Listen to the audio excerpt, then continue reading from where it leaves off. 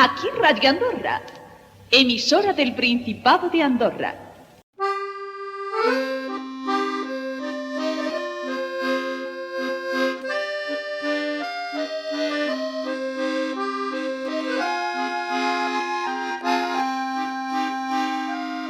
L'histoire racontée de Radio Andorre par Jean-Marc Prince.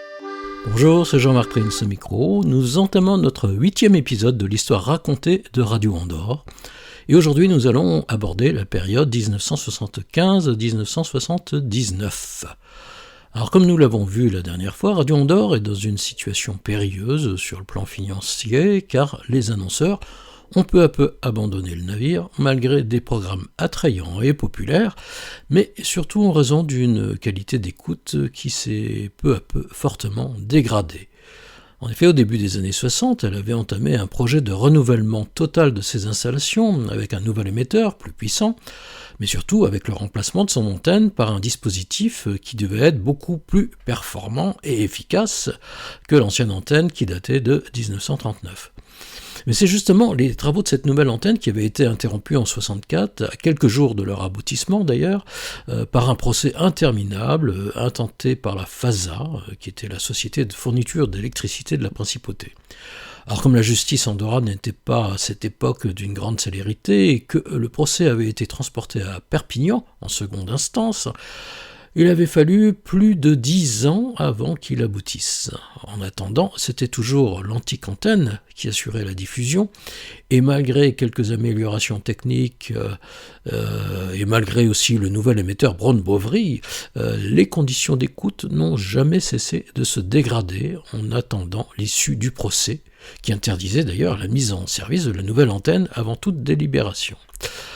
Cette radio, qui avait couvert une grande partie de l'Europe dans les années 40, puis toute la France dans les années 50, ne couvrait plus aujourd'hui que le Midi, dans un périmètre qui se situait globalement au sud d'une ligne qui allait de Montpellier à Bordeaux.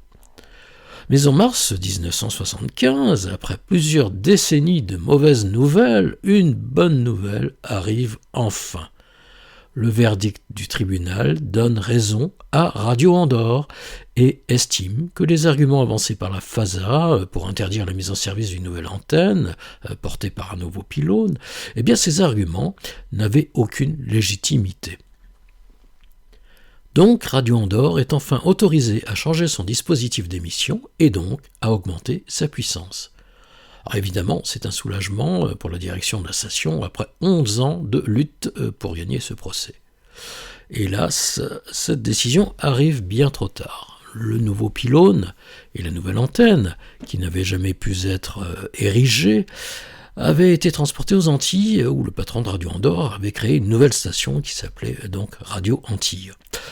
Donc la seule solution nécessiterait un lourd investissement dans l'achat et la mise en place d'une nouvelle antenne.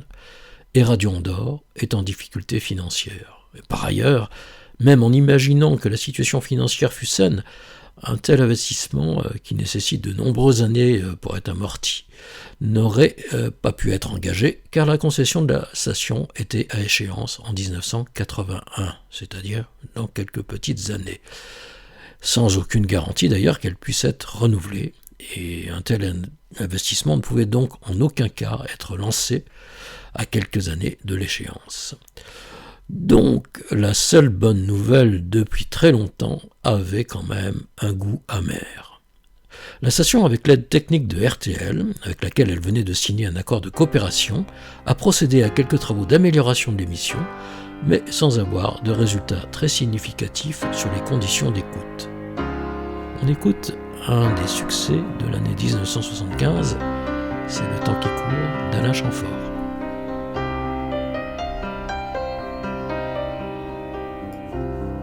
Et finalement, après quelques années, les hommes ont remplacé des poupées.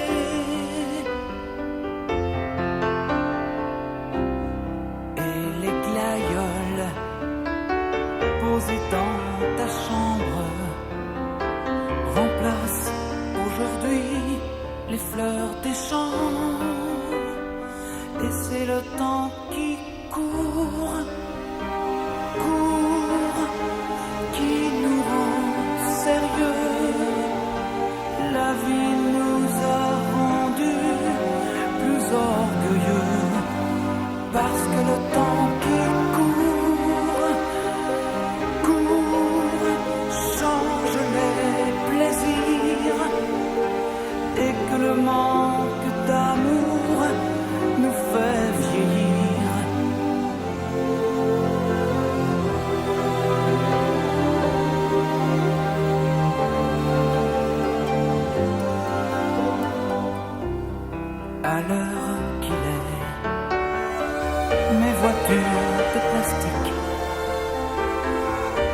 devenus vrais depuis longtemps. Et finalement, les affaires et l'argent ont remplacé mes jouets d'avant. Et c'est le temps qui court,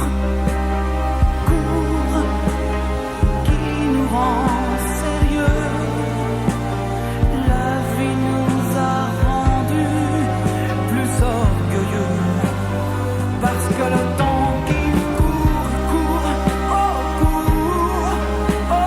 change les plaisirs, et que le manque d'amour nous fait vieillir, parce que le temps qui change les plaisirs, et que le manque d'amour nous fait vieillir. Et toujours le temps qui court, change les plaisirs, et que le manque d'amour nous a fait vieillir. Et toujours le temps qui court, change les plaisirs, et que le manque d'amour nous a fait vieillir. Et toujours le temps qui court, le temps qui change les plaisirs.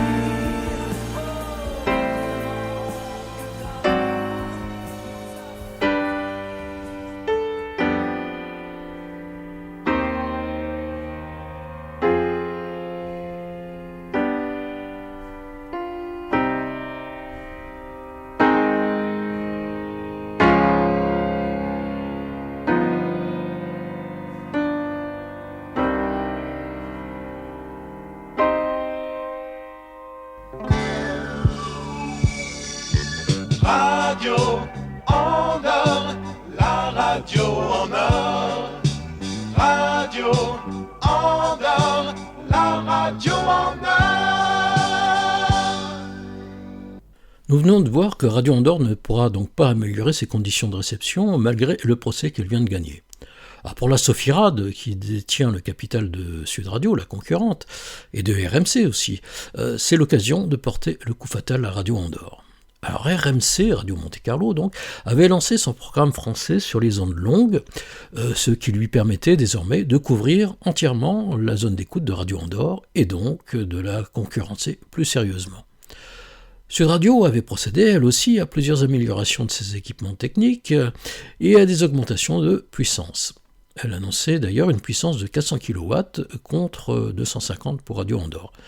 Donc ça lui permettait désormais d'avoir un signal bien plus fort que celui de Radio Andorre sur toute leur zone d'écoute commune et aussi d'être entendu bien plus loin que Radio Andorre. Mais le danger allait survenir là où on ne l'attendait pas.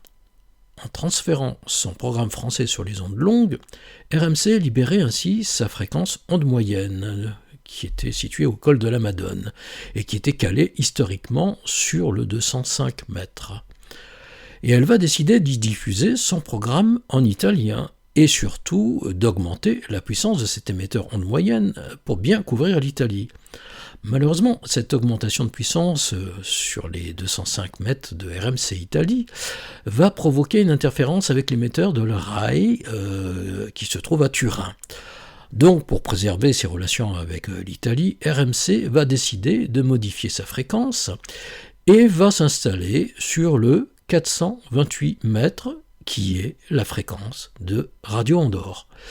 Donc, du jour au lendemain, durant l'été 1975, la fréquence de Radio Andorre va être occupée par un émetteur RMC Italie d'une puissance de 1200 kW, soit 4 fois la puissance de Radio Andorre.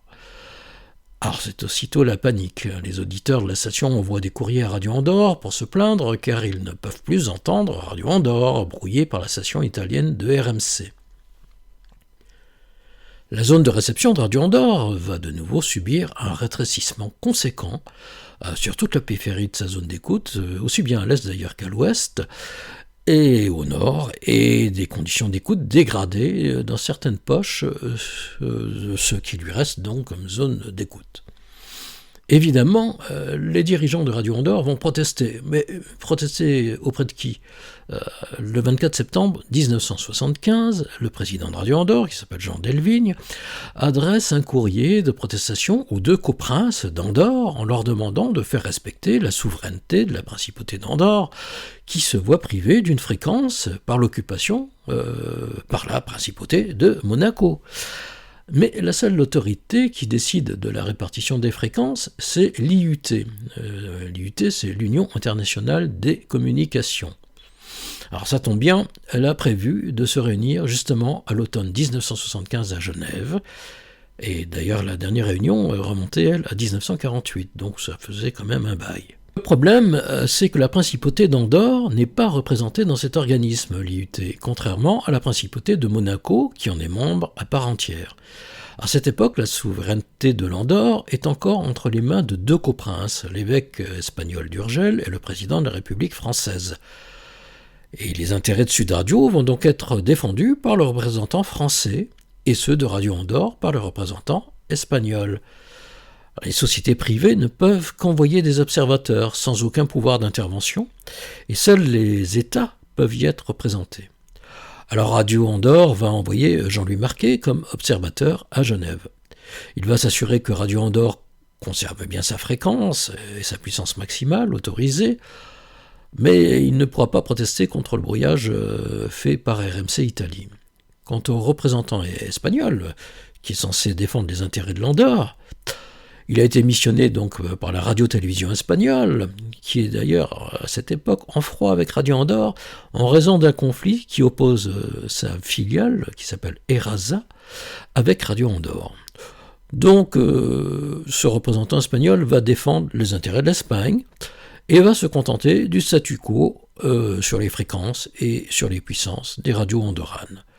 Le résultat de cette conférence sera donc d'officialiser l'autorisation de la station monégasque RMC Italie sur la fréquence des 428 mètres avec sa puissance de 1200 kW. La Sophie-Rad a gagné cette nouvelle bataille portée contre Radio Andorre. Si l'État français avait été condamné pour le brouillage illégal qu'il avait effectué contre Radio Andorre en 1949, et à cette époque il avait été contraint de le stopper, désormais, par le biais de la Sophie-Rad et de RMC, il peut brouiller impunément et en toute légalité la station andorrane. I'm not in love, 10cc.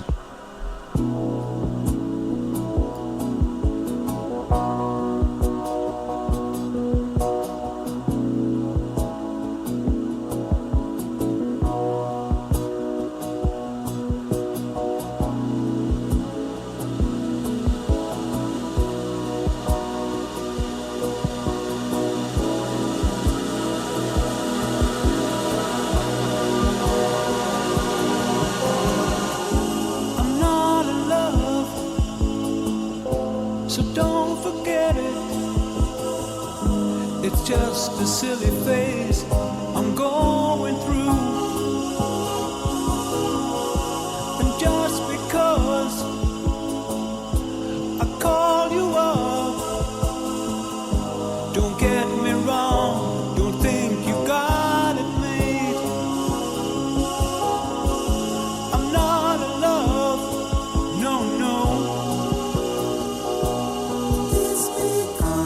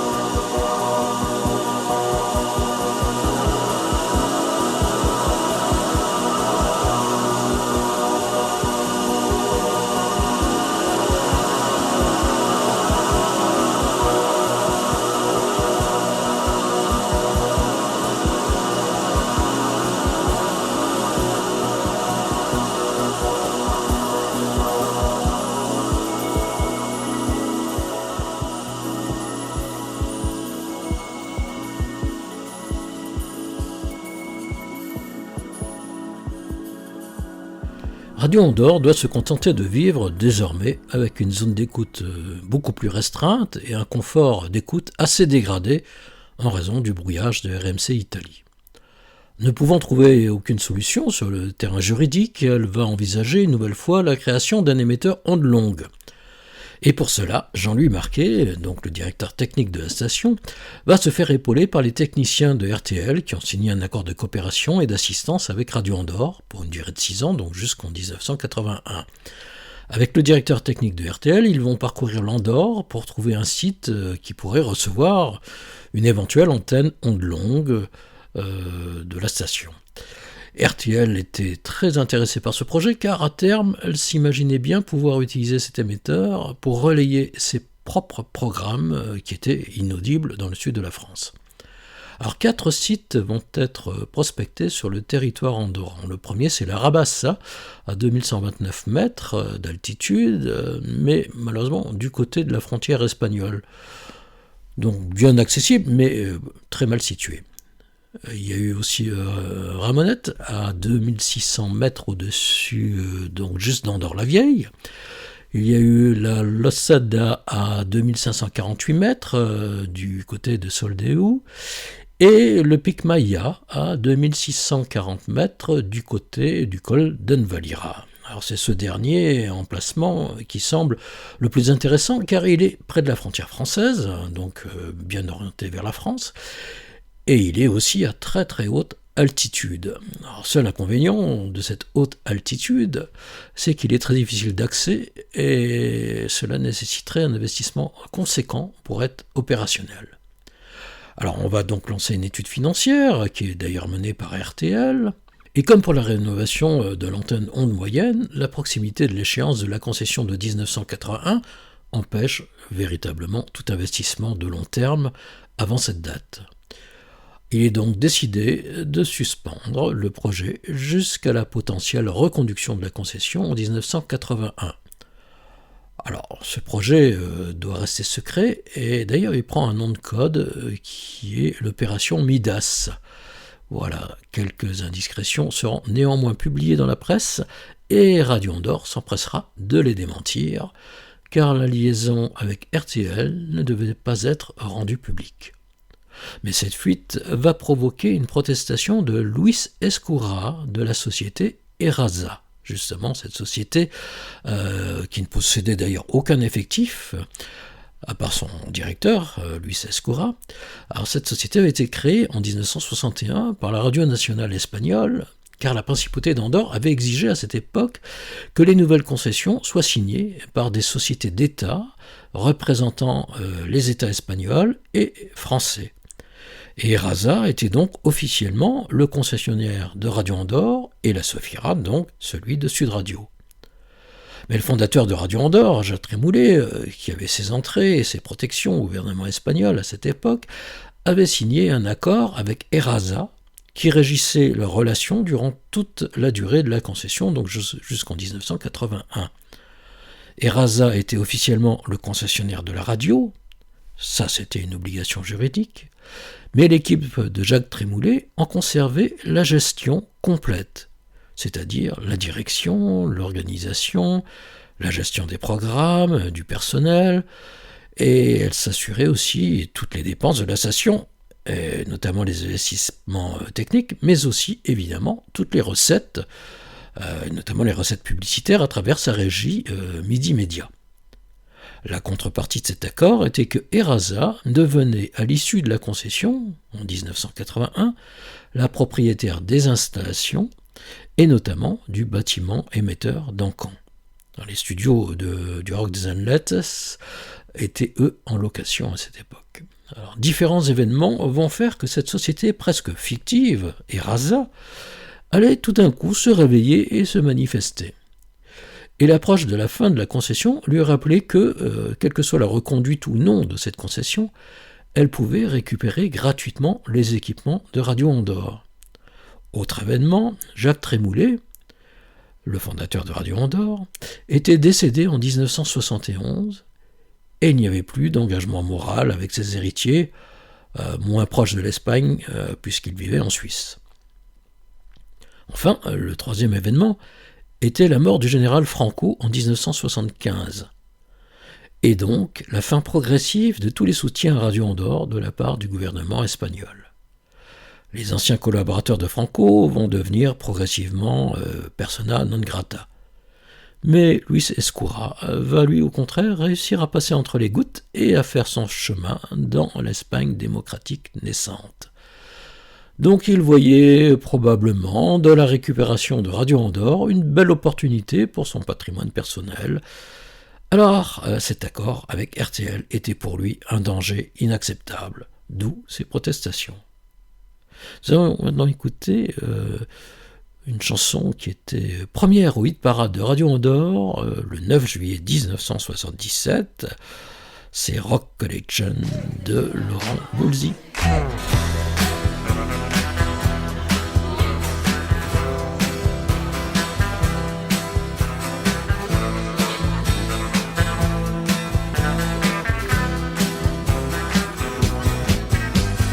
On a tous dans le cœur une petite fille oubliée, une jupe plissée queue de cheval à la sortie du lycée.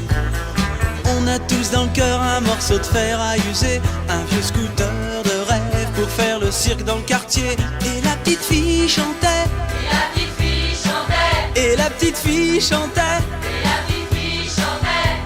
Un truc qui me colle encore au cœur et au corps. Everybody's doing a brand new dance now. Come on, baby, do the locomotion. I know you're gonna like it if you give it a chance now. Come on, baby, do the locomotion. On a tous dans le cœur le ticket pour Liverpool. Sortie de scène hélicoptère pour échapper à la foule. Excuse me sir, mais j'entends plus Big Ben qui sonne. Des scarabées bourdonnent, c'est la folie à London. Et les Beatles chantaient. Et les Beatles chantaient. Et les Beatles chantaient. Et les Beatles chantaient. Un truc qui me colle encore au cœur et au corps. It's been a hard day's night, and I've been working like a dog. It's been a hard day's night. Yeah, yeah, yeah, yeah. À quoi ça va me servir d'aller me faire couper les tifs? Est-ce que ma vie sera mieux une fois que j'aurai mon certif? Betty a rigolé devant ma boule à zéro. J'lui dit si ça te plaît pas, t'as qu'à te plaindre au dirlo. Et je me suis fait virer. Et je me suis fait virer. Et les Beach Boys chantaient. Et les Beach Boys chantaient. Un truc qui me colle encore au cœur et au corps. Ça faisait round, round, get around, I get around. Get around, round, round, I get around. Get around, get around, get around. On a tous dans le cœur des vacances à Saint-Malo, et des parents en maillot qui dansent chez Luis Mariano. Au camping des flots bleus, je me traîne des tonnes de cafards. Si j'avais bossé un peu, je me serais payé une guitare. Et Saint-Malo dormait. Et Saint-Malo dormait. Et les radios chantaient. Et les radios chantaient. Un truc qui me colle encore au cœur et au corps.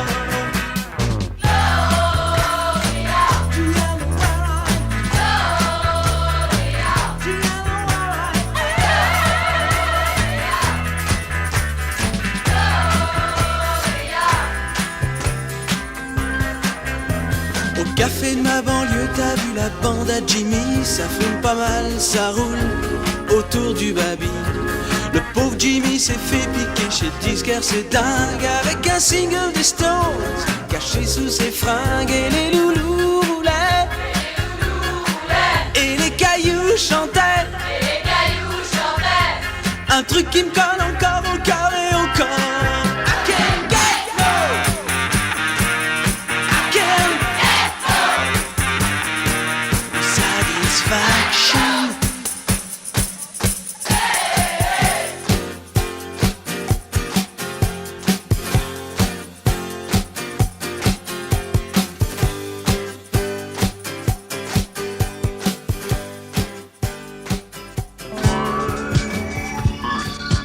Radio Andorre, irrésistiblement. Radio Andorre, irrésistiblement. En 1976, l'écoute de Radio Andorre devient donc de plus en plus aléatoire, et même certains quartiers de Toulouse ne peuvent plus capter la station. Alors les recettes publicitaires de la station vont aussi continuer à chuter. Ces recettes annuelles se montent désormais à 3,5 millions de francs contre 15 millions pour sa concurrente Sud Radio. À défaut d'une bonne couverture par les ondes moyennes, la station va tenter de relancer les ondes courtes en louant du temps d'antenne à des sociétés de programmes étrangères. Alors les ondes courtes permettaient ainsi à Radio Andorre de toucher au moins quelques revenus de location de l'émetteur. La station va aussi faire parler d'elle une nouvelle fois dans le monde entier, mais exclusivement auprès des amateurs d'ondes courtes et plus du tout auprès du grand public. En effet, aujourd'hui, les auditeurs ne se branchaient plus sur les ondes courtes, comme dans les années 40, mais sur les ondes longues ou sur les ondes moyennes, et de plus en plus d'ailleurs aussi sur la FM. Alors, différentes sociétés vont louer du temps d'antenne en ondes courtes. La première, c'est World Music Radio, une ancienne radio pirate néerlandaise qui parle donc le flamand, mais heureusement aussi l'anglais. Elle enverra ses cassettes enregistrées en Andorre pour une diffusion les dimanches de 7h à 15h, puis de 21h à 22h à partir de 1980. Elle était essentiellement orientée vers la pop music. Elle cessera donc, elle aussi en 1981, en signant des accords avec d'autres diffuseurs.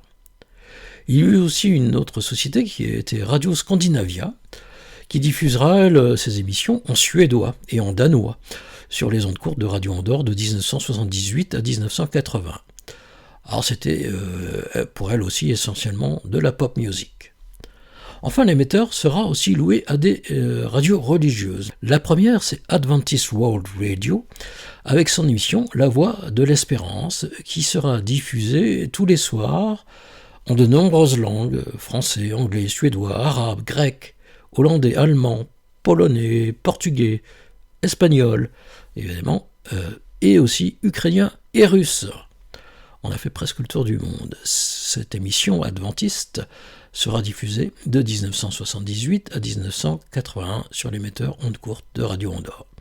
Autre société religieuse, c'est La Voix de l'Évangile, de 1979 à 1980. Cette radio avait de nombreux diffuseurs à cette époque, dont Europe 1, RTL et RMC, qui louaient leur émetteur la nuit après l'arrêt des programmes, qui s'arrêtaient généralement à 1h du matin et qui reprenaient seulement à 6h. Alors vous trouverez sur mon site Aki Radio Andorra de nombreux extraits sonores de toutes ces radios et de leurs émissions diffusées sur les ondes courtes de Radio Andorre. Ils étaient premiers au hit parade de Radio Andorre durant la première moitié du mois de juillet 1976, c'est les Bee Gees avec Staying Alive.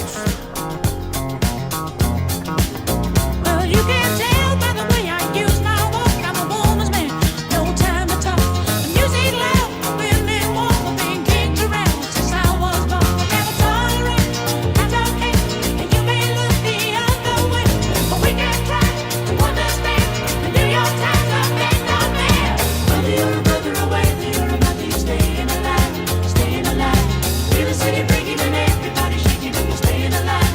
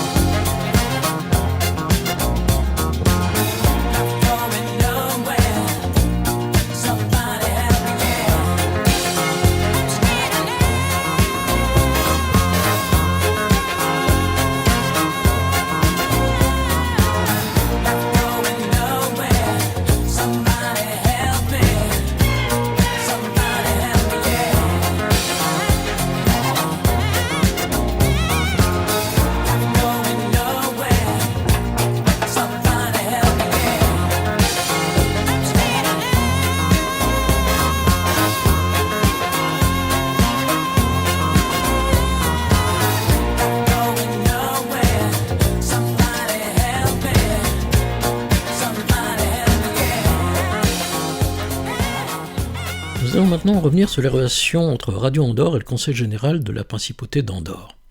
Alors au milieu des années 70, il y a un mouvement de fond qui agite la population andorrane. Les Andorrans ne veulent plus de la colonisation de leur pays par l'Espagne et par la France. Ils récusent le pouvoir des deux coprinces, c'est-à-dire l'évêque d'Urgell d'un côté et le président de la République française de l'autre, et ils souhaitent donner à leur assemblée, le Conseil général d'Andorre, non seulement le pouvoir législatif qu'ils possédaient, mais aussi désormais le pouvoir exécutif. À cette époque, l'Andorre ne possède pas encore de constitution et tout reste donc à construire. Alors le Conseil général va, dans un premier temps, demander la nationalisation des services publics de la principauté, qui étaient gérés par la France et par l'Espagne. C'est ainsi qu'ils vont nationaliser la FASA, vous savez, cette entreprise de distribution de l'électricité en Andorre, qui s'était mis en travers de la route de Radio Andorre, vraisemblablement pour répondre à des intérêts français. Mais ils vont aussi manifester leur volonté de récupérer les ondes radio de la principauté à l'issue de leur concession expirant en 1981.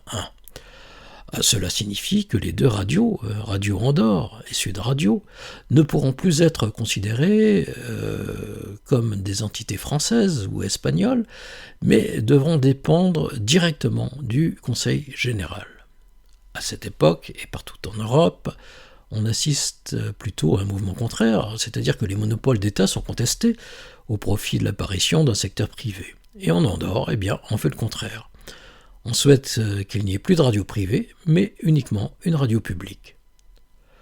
Finalement, tout ça est assez logique. On veut du changement partout. Là où c'est le secteur privé qui domine, on veut nationaliser. Et là où c'est l'État qui contrôle les ondes, on veut les privatiser. Mais en Andorre, les choses ne sont jamais tranchées définitivement. Au sein même du Conseil général, il reste des partisans de la France et aussi des partisans de l'Espagne. Et tout reste donc encore ouvert mais incertain. Alors les dirigeants de Radio Andorre, c'est-à-dire les héritiers de Jacques Trémoulet, qui sont les époux Comminges, et le président de la station, Jean Delvigne, vont bien comprendre qu'il s'agit là d'un mouvement de fond, qui ne fera que se renforcer et qu'il faudra bien faire avec. Aidés des frères Marquet, c'est-à-dire Jean-Louis et Gilles Marquet, l'équipe dirigeante de Radio Andorre va prendre une décision stratégique, accepter que la station soit nationalisée à partir de 1981. C'est-à-dire qu'elle pourra être rachetée par le Conseil général, qui aura tout intérêt d'ailleurs à conserver le savoir-faire et le professionnalisme de l'équipe en place pour continuer l'exploitation de la station. Ainsi, on sauve les meubles, comme on dit. Le personnel pourra être préservé dans ses fonctions, au moins durant une période transitoire, et les investissements et équipements pourront être rachetés par les autorités andorranes, ce qui permettra aux héritiers Trémoulet de se sortir de l'impasse financière découverte après le décès de Jacques Trémoulet. Par ailleurs, ils savent aussi qu'après 1981, il est possible qu'ils soient entièrement dépossédés de ce patrimoine si Erasa arrive à prouver qu'elle est désormais la propriétaire des lieux et des équipements. Donc, au cours du premier semestre 1978, Jean Delvigne va proposer au Conseil général, ainsi qu'à l'instance suprême, c'est-à-dire l'Assembla Magna, de lui rendre la concession à partir de 1981 et de lui revendre les installations.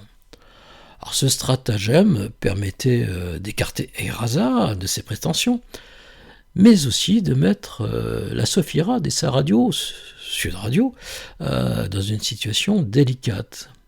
Car du côté de la Sofirad, il n'est vraiment pas question de céder Sud Radio au Conseil général. Sud Radio possède des studios très actifs aussi à Toulouse, et son but n'est pas d'en faire une radio andorrane, mais bien de rester une radio privée au service de son unique actionnaire, qui est l'État français. Alors nous allons voir, après le prochain disque, comment la direction de Radio Andorre va aussi tenter de neutraliser Erasa. Et ce disque, c'est France Gall, avec « Viens, je t'emmène ». Alors cette chanson était classée première aussi au hit parade de Radio Andorre le 19 mai 1978, et cela pour plusieurs semaines. Toi qui as posé les yeux sur moi, toi qui me parles pour que j'aie moins froid,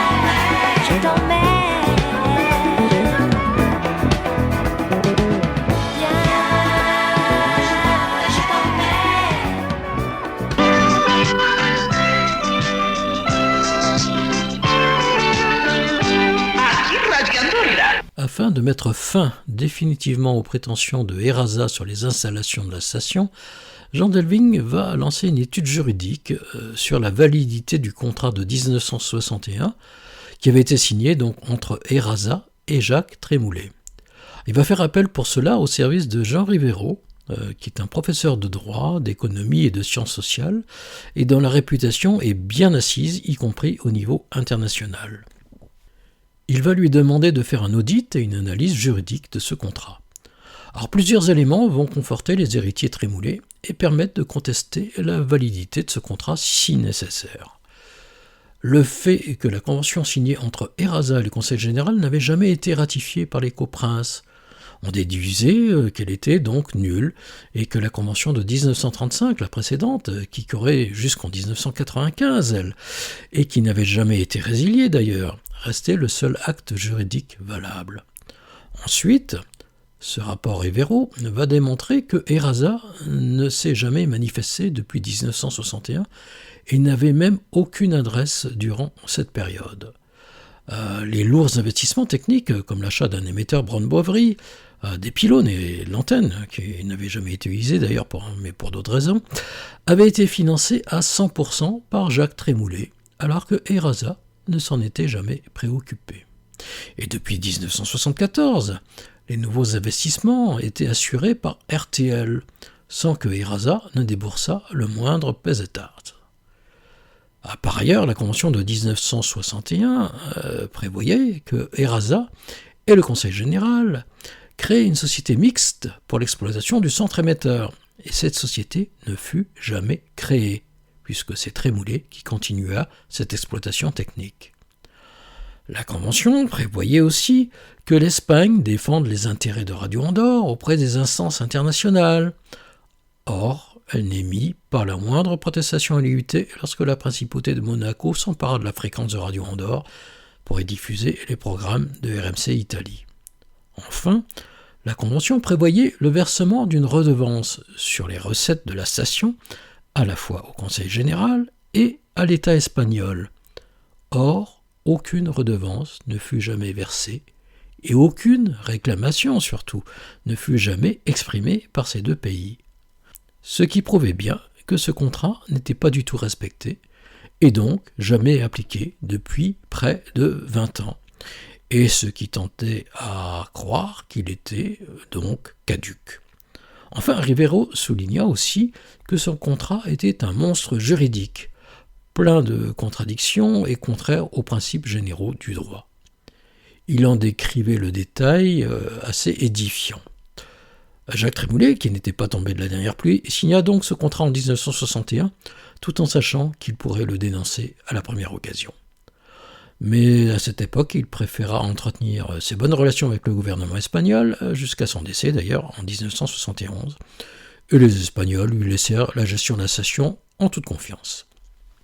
Alors la direction de Radio Andorre garda ce rapport Rivero dans sa manche, et se réserva la possibilité de l'opposer aux prétentions de Eraza en cas de nécessité. Et désormais, Radio Andorre va prendre un soin particulier à ne plus respecter et même à faire le contraire de toutes les clauses qui figuraient dans son contrat avec Eraza. En particulier, elle va développer une rédaction française pour diffuser un journal d'information en français, en collaboration avec RTL, ce qui était défendu par son contrat avec Eraza. Elle va aussi dénoncer la présence du censeur espagnol. Vous vous souvenez, on en avait parlé lors des précédentes émissions. Alors, ce censeur qui se permettait de relire les informations en espagnol avant leur diffusion. Alors, je ne vais pas davantage entrer dans les considérations juridiques, une émission n'y suffirait pas. Mais pour ceux que ça intéresse, vous trouverez sur mon site akiradioandorra.com l'intégralité du rapport Rivero qui m'a été confié par Jean-Louis Marquet et par le conseiller juridique de cette époque de Radio Andorre, qui est Jacques Charrer. Alain Souchon fut le premier au hit parade de Radio Andorre du 5 mars 1978 avec Jamais content.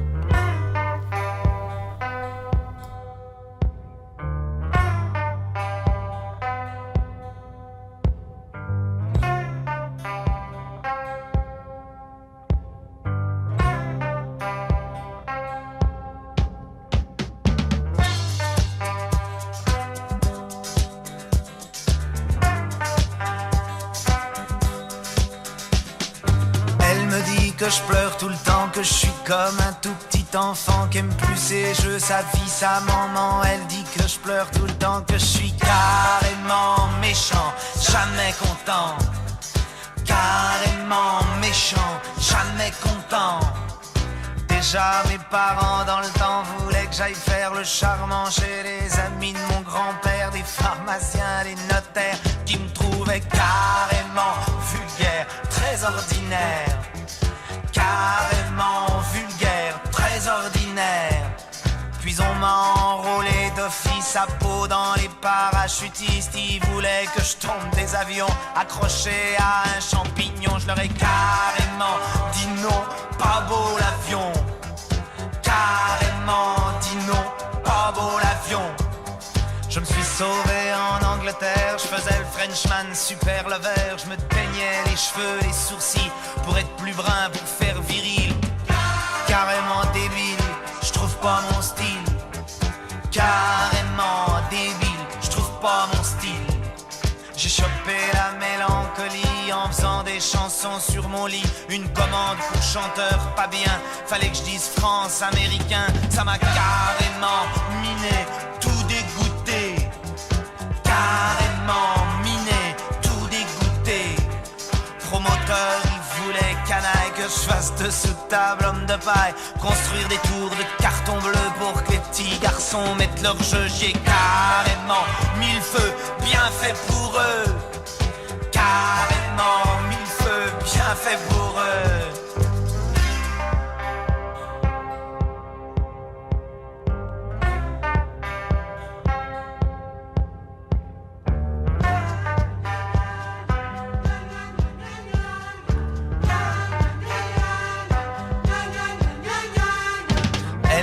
Que je pleure tout le temps, que je suis comme un tout petit enfant qui aime plus ses jeux, sa vie, sa maman. Elle dit que je pleure tout le temps, que je suis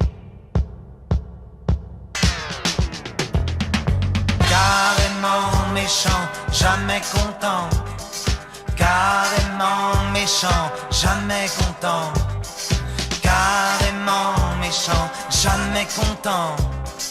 Carrément méchant, jamais content. Carrément méchant, jamais content. Carrément méchant, jamais content. Carrément méchant, jamais content. Carrément méchant, jamais content. Carrément méchant, jamais content. Carrément méchant, jamais content. Carrément méchant, jamais content. En 1979, la situation est la suivante. La direction de Radio Andorre a fait une proposition au Conseil général de la Principauté. C'est un accord sur une nationalisation de la station à l'issue de la fin de la concession, donc en 1981. Alors évidemment, la société Erasa, dont la légitimité n'est pas acquise sur la propriété des installations, et dont le contrat avec Radio Andorre est contesté par cette dernière, eh bien cette société Erasa n'apparaît nulle part dans ce projet d'accord, évidemment. Alors tout semblait se dérouler comme convenu, sauf un événement qui va compliquer un petit peu ce déroulé. En effet, le 29 décembre 1978, un nouveau syndic général du Conseil général, le syndic général c'est son président, et donc est élu à la tête du Conseil. Il s'agit de M. Stanislas Sangrafont. Alors jusque-là, tous les syndics du Conseil général avaient été favorables à Radio Andorre, mais M. Sangrafont, lui, est défavorable. Alors c'est un premier caillou qui va se loger dans les petits souliers de Radio Andorre, qui semblait s'orienter vers un dénouement heureux de son aventure. Mais les dirigeants de la station ne vont rien laisser au hasard. Ils vont rencontrer un à un tous les 28 conseillers andorrans. Alors Jean-Louis Marquet et Jean Delvigne ont multiplié les dîners d'affaires avec ces conseillers pour leur expliquer de manière argumentée la situation et l'intérêt pour les Andorrans d'accepter la proposition de Radio Andorre. Non seulement ils vont ainsi pouvoir persuader les éventuels indécis, mais ils vont aussi pouvoir mesurer les forces en présence. Alors il va apparaître très vite qu'une courte majorité des conseillers est favorable à la proposition de Radio Andorre. En effet, il paraît effectivement que 16 conseillers seraient favorables à la proposition de Radio Andorre, contre 12 qui lui seraient défavorables. Ce qui laisse donc, à la fin de 1979, une lueur d'espoir à Radio Andorre, malgré l'opposition du syndic général sur ce sujet. Mais le vote du Conseil général n'aura lieu qu'en 1981, ce qui veut dire qu'il vous faudra attendre notre prochaine émission pour en connaître le résultat. Eh ben oui, c'est comme ça. En attendant, le 12 septembre 1979, le Conseil général va quand même décider de créer un organisme chargé d'envisager les modalités pour créer un service public de radiodiffusion. Alors ça implique tout simplement, et officiellement, que les 2 radios privées de la Principauté ne verront pas leur concession renouvelée en 1981. Ce que Radio Andorre avait donc anticipé, en proposant à la Principauté de nationaliser la station. Alors, si les modalités de cette transition ne sont donc pas encore définies en 1979, Radio Andorre semble avoir joué la bonne carte. Le rêve de Jacques Trémoulet, qui avait toujours lutté pour l'indépendance financière de ses radios privées, prendra donc fin en 1981, mais ses héritiers ont l'espoir de pouvoir vendre les installations de la Principauté plutôt qu'à un autre groupe privé, tout en préservant les emplois existants. En revanche, du côté des sociétés Sofirad et Erasa, qui ont pour seul objectif de défendre les intérêts de l'État français pour la Sofirad et de l'État espagnol pour Erasa, eh bien, c'est la douche froide. La Sofirad risque de perdre donc Sud Radio, car le monopole de la radio en France n'autorise à cette époque pas officiellement l'érection d'un émetteur privé sur le sol français, bien qu'un accord exceptionnel ait récemment autorisé RMC, une autre station de la Sofirad, à installer son émetteur onde longue en France. Mais le monopole d'État français risque de disparaître avec la présidentielle de 1981, car contrairement à Giscard, Mitterrand est en faveur de la fin du monopole. Donc Sud Radio va discrètement développer son équipe à Toulouse et investir dans des studios rénovés en France au cas où. Quant à Erasa, elle est furieuse car elle risque de perdre toute prétention sur les installations de Radio Andorre et de les voir vendues par les héritiers Trémoulet au Conseil général. S'il existait encore des échanges polémiques entre Erasa et Radio Andorre, cette fois c'est la rupture définitive. On écoute Léo Ferré avec Le Temps. Avec le temps va, tout s'en va. On oublie le visage et l'on oublie la voix. Le cœur, quand ça bat plus, c'est pas la peine d'aller chercher plus loin. Faut laisser faire et c'est très bien.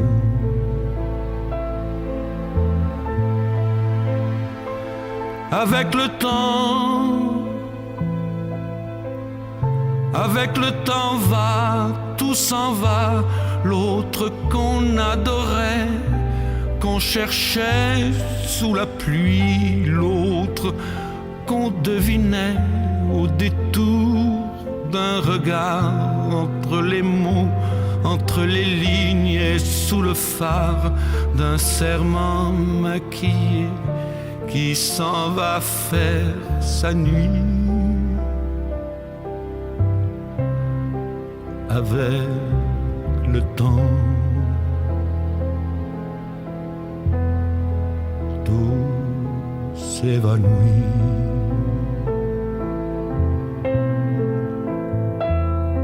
Avec le temps va, tout s'en va, même les plus chouettes souvenirs s'attallent de ces gueules. À la galerie farfouille dans les rayons de la mort. Le samedi soir, quand la tendresse s'en va toute seule.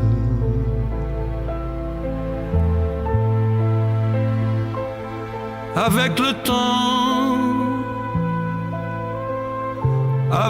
temps va, tout s'en va. L'autre à qui l'on croyait pour un rhume, pour un rien, l'autre à qui l'on donnait du vent et des bijoux pour qui l'on eût vendu son âme pour quelques sous, devant quoi l'on se traînait comme traînent les chiens. Avec le temps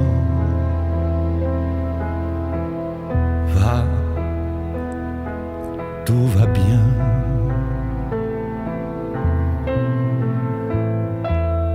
Avec le temps va, tout s'en va. On oublie les passions et l'on oublie les voix qui vous disaient tout bas les mots des pauvres gens. Ne rentre pas trop tard, surtout ne prends pas froid.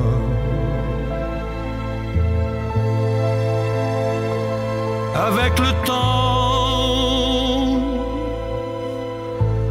le temps va, tout s'en va, et l'on se sent blanchi comme un cheval fourbu. Et l'on se sent glacé dans un lit de hasard. Et l'on se sent tout seul peut-être, mais peinard. Et l'on se sent floué par les années perdues. Alors, vraiment, avec le temps, on n'aime plus.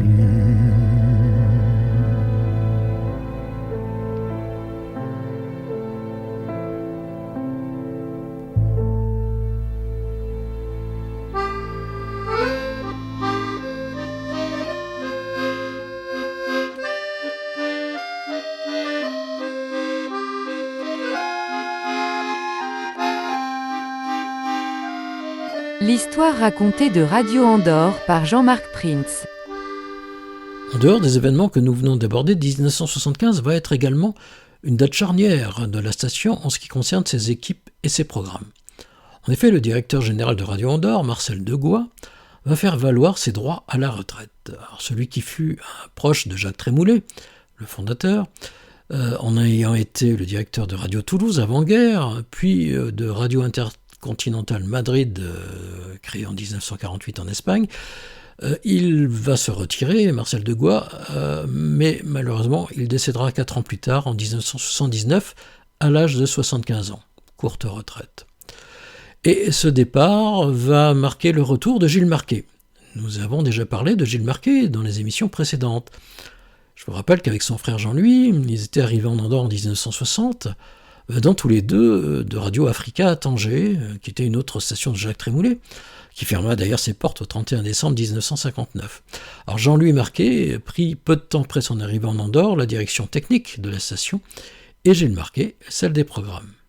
Mais en 1970, suite à un désaccord avec Jacques Trémoulet, Gilles Marquet va décider de quitter la station et de rentrer au quotidien La Dépêche du Midi à Toulouse, où il fut chargé des opérations extérieures, et en particulier du partenariat avec Radio Andorre pour les podiums d'été et le studio décentralisé de Canet-Plage. C'est ainsi que de 1970 à 1975, donc pendant 5 ans, il fut chargé de l'organisation et de l'accueil de toutes les vedettes au studio de Canet-Plage, sous la casquette de La Dépêche du Midi. Il resta donc très proche de Radio Andorre, même s'il n'en était plus le salarié. Et il resta aussi très proche de son frère Jean-Louis, évidemment, et de Jean Delving, qui succéda à Jacques Trémoulet en 1971. Donc Gilles Marquet revient à Radio Andorre en 1975 et il va remplacer Marcel Degois au poste de directeur général, poste qu'il va d'ailleurs partager avec son frère Jean-Louis. Jean-Louis Marquet va revenir de Toulouse où il était vers l'Andorre pour assurer le fonctionnement technique et la direction des équipes en principauté. Quant à Gilles, il va s'installer lui à Toulouse, d'où il va s'occuper de toute l'activité de la station en France, c'est-à-dire les reportages, les opérations extérieures, et toujours et encore le studio d'été de Canet-Plage, qui devient le vrai fleuron de la station. Avec Jean Delving, basé à Paris, à la régie publicitaire. Ces 3 personnes vont piloter la station dans ces dernières années, et au milieu des tempêtes qui vont s'abattre sur Radio Andorre. Nous avons déjà eu un avant-goût tout à l'heure. Comme souvent, lorsqu'il y a changement de direction, il y a aussi un renouvellement des équipes.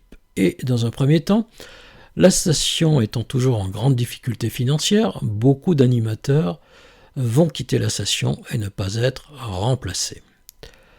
Le directeur des programmes, Claude Bellet, va quitter Radio Andorre, mais la station continuera à faire appel à ses services en tant que freelance à Paris. C'est ainsi d'ailleurs qu'il va représenter encore Radio Andorre dans l'émission télévisée de Guy Lux, Ring Parade, dans laquelle chaque grande radio présente le gagnant de son hit parade. Alors Claude Bellet va être remplacé de manière intérimaire par Alain Thibola comme directeur des programmes. Alain Thibola avait déjà pris de l'autorité à la station où il avait été embauché comme animateur dès 1970. Nous en avions parlé dans la précédente émission.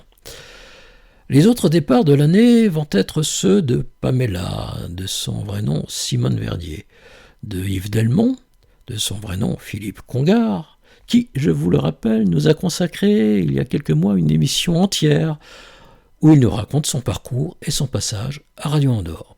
Vont partir également Patrick Aubrelli, fidèle aussi de nos émissions souvenirs, et que je salue car je sais qu'il est à l'écoute. Jean-Claude Gilles, un autre fidèle qui participa aussi à une de nos émissions souvenirs avec David Gérard. Jean-Claude Gilles va quitter aussi Radio Andorre, mais pour Sud Radio. Gilles Marquet va essayer de développer la présence sur le terrain de Radio Andorre en accordant davantage de place au reportage à travers une équipe de reporters qui vont couvrir sa zone d'écoute. Un reportage sportif et sur les manifestations culturelles, économiques et touristiques de la région sud et sud-ouest. Il va aussi mettre en place une véritable rédaction et ouvrir l'antenne enfin aux informations en langue française. Pour cela, des journalistes vont être embauchés, mais des accords avec RTL vont aussi permettre de bénéficier des reportages et des chroniques réalisés par la rédaction de RTL, qui bénéficiera d'une ligne professionnelle directe avec celle de Radio Andorre. Nous allons revenir sur tout cela en détail. Après Léo Ferré, Nino Ferrer, dans Le Sud, en 1975. C'est un endroit qui ressemble à la Louisiane, à l'Italie. Il y a du linge étendu sur la terrasse, et c'est joli.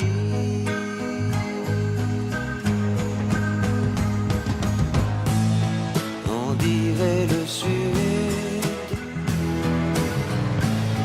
le temps dure longtemps, et la vie sûrement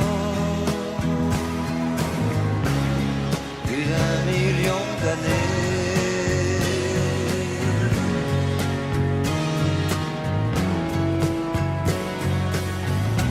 Et toujours en été.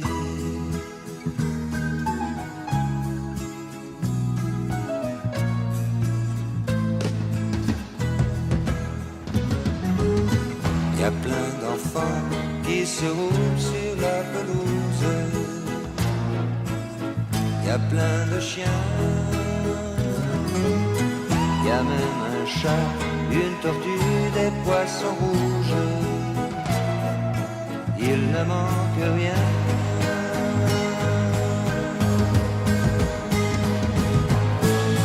On dirait le Sud, le temps dure longtemps, et la vie sûrement plus d'1 million d'années.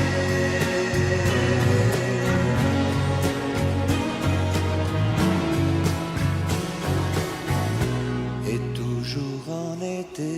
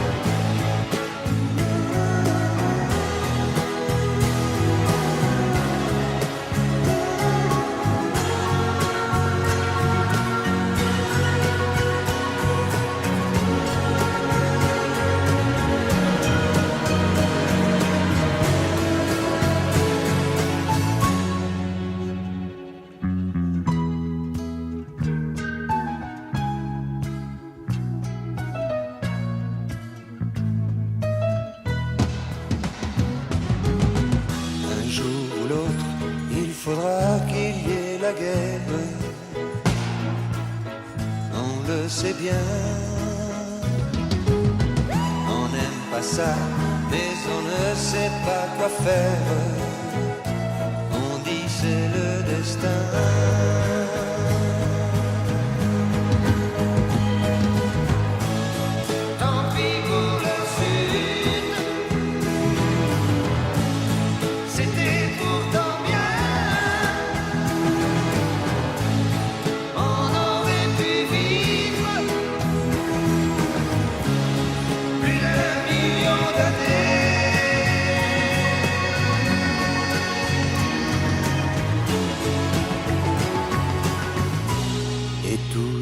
En été.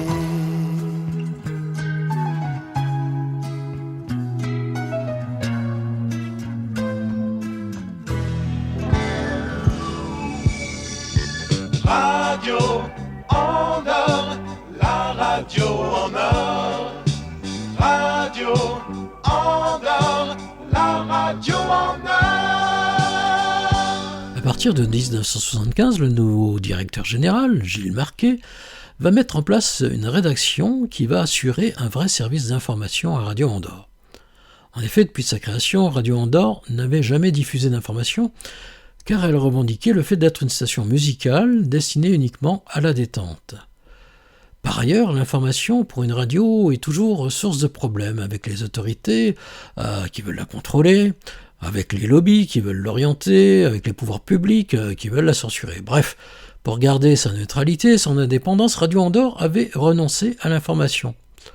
Mais dans les années 70, alors qu'il n'existe toujours en France que 5 radios privées, et pas des milliers comme aujourd'hui, une radio sans information incite les auditeurs à zapper sur la concurrence pour être tenus informés. Il faut dire aussi que beaucoup de gens aiment bien avoir de l'information le matin au réveil, et que quand on est calé sur une radio dès le matin au réveil, généralement on y reste la journée entière. Alors que ce soit RMC ou Sud Radio, les deux principales concurrentes de Radio Andorre dans le Sud, elles avaient un service d'information développé. Radio Andorre avait néanmoins peu à peu développé les reportages sportifs sur sa zone d'écoute, et quelques reporters assuraient la couverture des événements culturels, festifs ou économiques de la région. Alors, les foires expo, les concerts, les matchs de foot, enfin plutôt de rugby dans la région, le Tour de France, tous ces événements étaient suivis par plusieurs reporters. À Toulouse, il y avait Jean-Jacques de Bézy, qui était rentré à la station en 63, on en a déjà beaucoup parlé. Il était rentré à cette époque comme animateur. Puis en 67, on l'envoyait à Toulouse pour assurer les reportages, notamment les reportages sportifs de la région Midi-Pyrénées. Mais il y avait aussi à Toulouse Robert Marcet. Alors Robert Marcet était rentré à Radio Andorre en 1966, mais en 66 il avait déjà 50 ans. Et Robert Marcet était aussi musicien, accordéoniste, et depuis les années 30, il animait les bals de la région, mais aussi les émissions de Radio Toulouse, avant-guerre, et maintenant donc celle de Radio Andorre, sous son pseudo de Jean Rigal. Voici un petit extrait d'un reportage de Robert Marcet, réalisé à bord d'un avion décollant de Perpignan et survolant Canet-Plage, et toute la région jusqu'aux principautés d'Andorre. On doit cet extrait sonore à notre ami Michel Lacoste. Bonjour. Le commandant Bacci et son équipage sont très heureux de vous accueillir à bord de cet Arteral de la compagnie Europe Aéroservice. Nous survolerons le Mont Canigou, sa région et la principauté d'Andorre. Nous vous prions de bien vouloir consulter très attentivement les consignes de sécurité placées dans une pochette devant votre fauteuil. Nous vous prions pour le décollage de bien vouloir attacher vos ceintures et nous vous rappelons qu'il est interdit de fumer. Durant ce vol, des boissons rafraîchissantes vous seront servies. Nous vous souhaitons un très agréable voyage. Mais nous pourrions demander un renseignement supplémentaire à notre charmante hôtesse, n'est-ce pas? Nous volons à quelle altitude et à quelle vitesse? Et notre altitude de croisière exceptionnellement pour ce vol sera d'environ 300 mètres et notre vitesse de 450 km/h. Nous venons de décoller de l'aérodrome de Perpignan-le-Bener. Nous volons actuellement cap à l'est en direction de la mer que nous atteindrons à hauteur de Sainte-Marie. Notre altitude est de 250 mètres. Notre vitesse actuellement de 400 km/h. Messieurs, puis-je vous demander ce que vous pensez de cette sortie en avion, monsieur le professeur? Vous êtes monsieur Casanova. Oui, vous êtes par conséquent d'Andorran. Non, français, mais enseignant au CEG d'Andorre. Oui. Et vous êtes venu avec 35 élèves, je crois. 35 élèves, oui, c'est ça, des classes de 4e et de 3e. Voici maintenant nous attendons. Attendez, nous attendons. Le port de Calais-Plage, le port de plaisance de Calais-Plage, et ensuite la ville de Calais-Plage. Et oui, nous sommes au-dessus de Cadet maintenant. Est-ce la première fois, monsieur le professeur, que vous amenez comme ça vos élèves? Ah, c'est la première fois, oui, absolument. Alors, quelles sont les impressions que vous avez en ce moment? Oh, ben, enfin, le début est très favorable. Oui. Espérons que la suite le sera autant. Ah, mais oui, mais certainement, oui.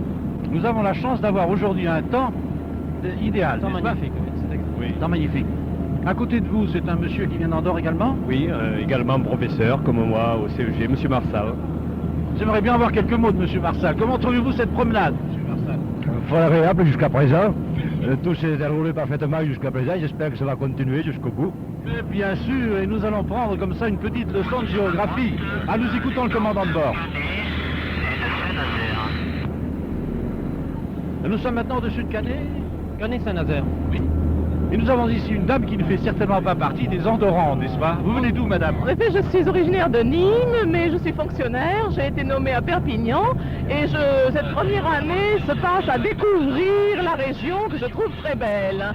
Je la découvre en général en voiture, mais j'ai entendu parler de l'existence de ce vol, la possibilité d'y avoir une place, et j'ai pensé que voir le Roussillon du Haut-Désert était une occasion inespérée. Voilà, eh bien, je vous remercie, madame, et nous allons regarder un peu tout ce magnifique paysage qui se déroule sous nos yeux.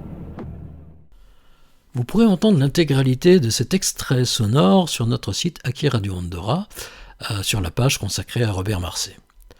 Alors récemment, notre ami Claude Ferrand nous a parlé de Robert Marcé dans l'émission que nous lui avions consacrée.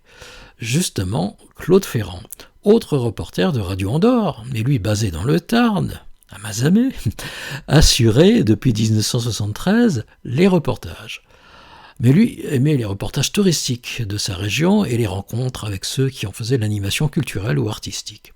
Encore une fois, je vous invite à écouter le podcast de l'émission que nous avons consacré à Claude Ferrand, qui est d'ailleurs un fidèle contributeur de notre site. Et voilà, en 1975, l'information à Radio Andorre, c'est 3 reporters, mais il n'y a aucune information politique, nationale ou internationale. Donc en 1976, René Hervé va rejoindre l'équipe des reporters pour couvrir le Sud-Ouest. Alors cet homme, qui avait déjà une longue expérience radiophonique, avait été chargé de lancer et d'animer la petite radio périphérique basée à Saint-Sébastien. Vous vous souvenez, on en avait parlé dans les précédentes émissions. Cette petite radio qui s'appelait Radio Océan et qui était devenue par la suite Radio Atlantique 2000. Mais en 1975, cette radio, qui n'avait jamais trouvé son équilibre financier, va fermer ses portes. Ce qui l'acheva, c'est le décès de Franco. Bah oui, c'est paradoxal, mais un deuil national de 1 mois s'imposa à toutes les radios qui émettaient sur le sol espagnol, et elles furent contraintes de ne diffuser que de la musique classique pendant 1 mois, et surtout aucune publicité. Alors Atlantique 2000 ne s'en releva jamais. René Hervé va alors s'installer à Biarritz pour le compte de Radio Andorre, et il y réalisera l'émission Le Magazine des Pays Basques, une émission de reportage sur toute la grande région sud-ouest, dont le Pays Basque évidemment. Autre reporter et correspondant de Radio Andorre, qui entre en 1976 à la station, c'est Jean-Pierre Allot, depuis Cahors. Alors, c'était la première expérience radiophonique de cet homme de radio qui partira en 1977 pour Sud Radio, puis dans les années 80 sur les nouvelles radios libres, puis à la direction d'Europe 2 à Bordeaux. Alors tous ces reporters vont intervenir quotidiennement dans le grand magazine de la mi-journée de Radio Andorre, qui eut plusieurs noms. En 1973, lorsque c'était Patrick Maubrelli qui l'animait, il s'appelait Midday Magazine. En 1975, il prendra le nom de Midi Panorama, lorsqu'il fut présenté par Lionel Cassan, dont nous reparlerons plus tard.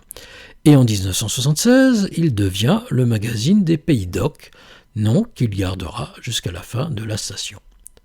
Mais là, nous sommes toujours dans le reportage local ou régional. Nous allons voir après ce disque la mise en place d'une vraie rédaction avec des journalistes professionnels qui vont couvrir l'actualité nationale et internationale. Il fut premier au hit parade de Radio Andorre le 28 juillet 1978. C'est Patrick Juvet avec I Love America.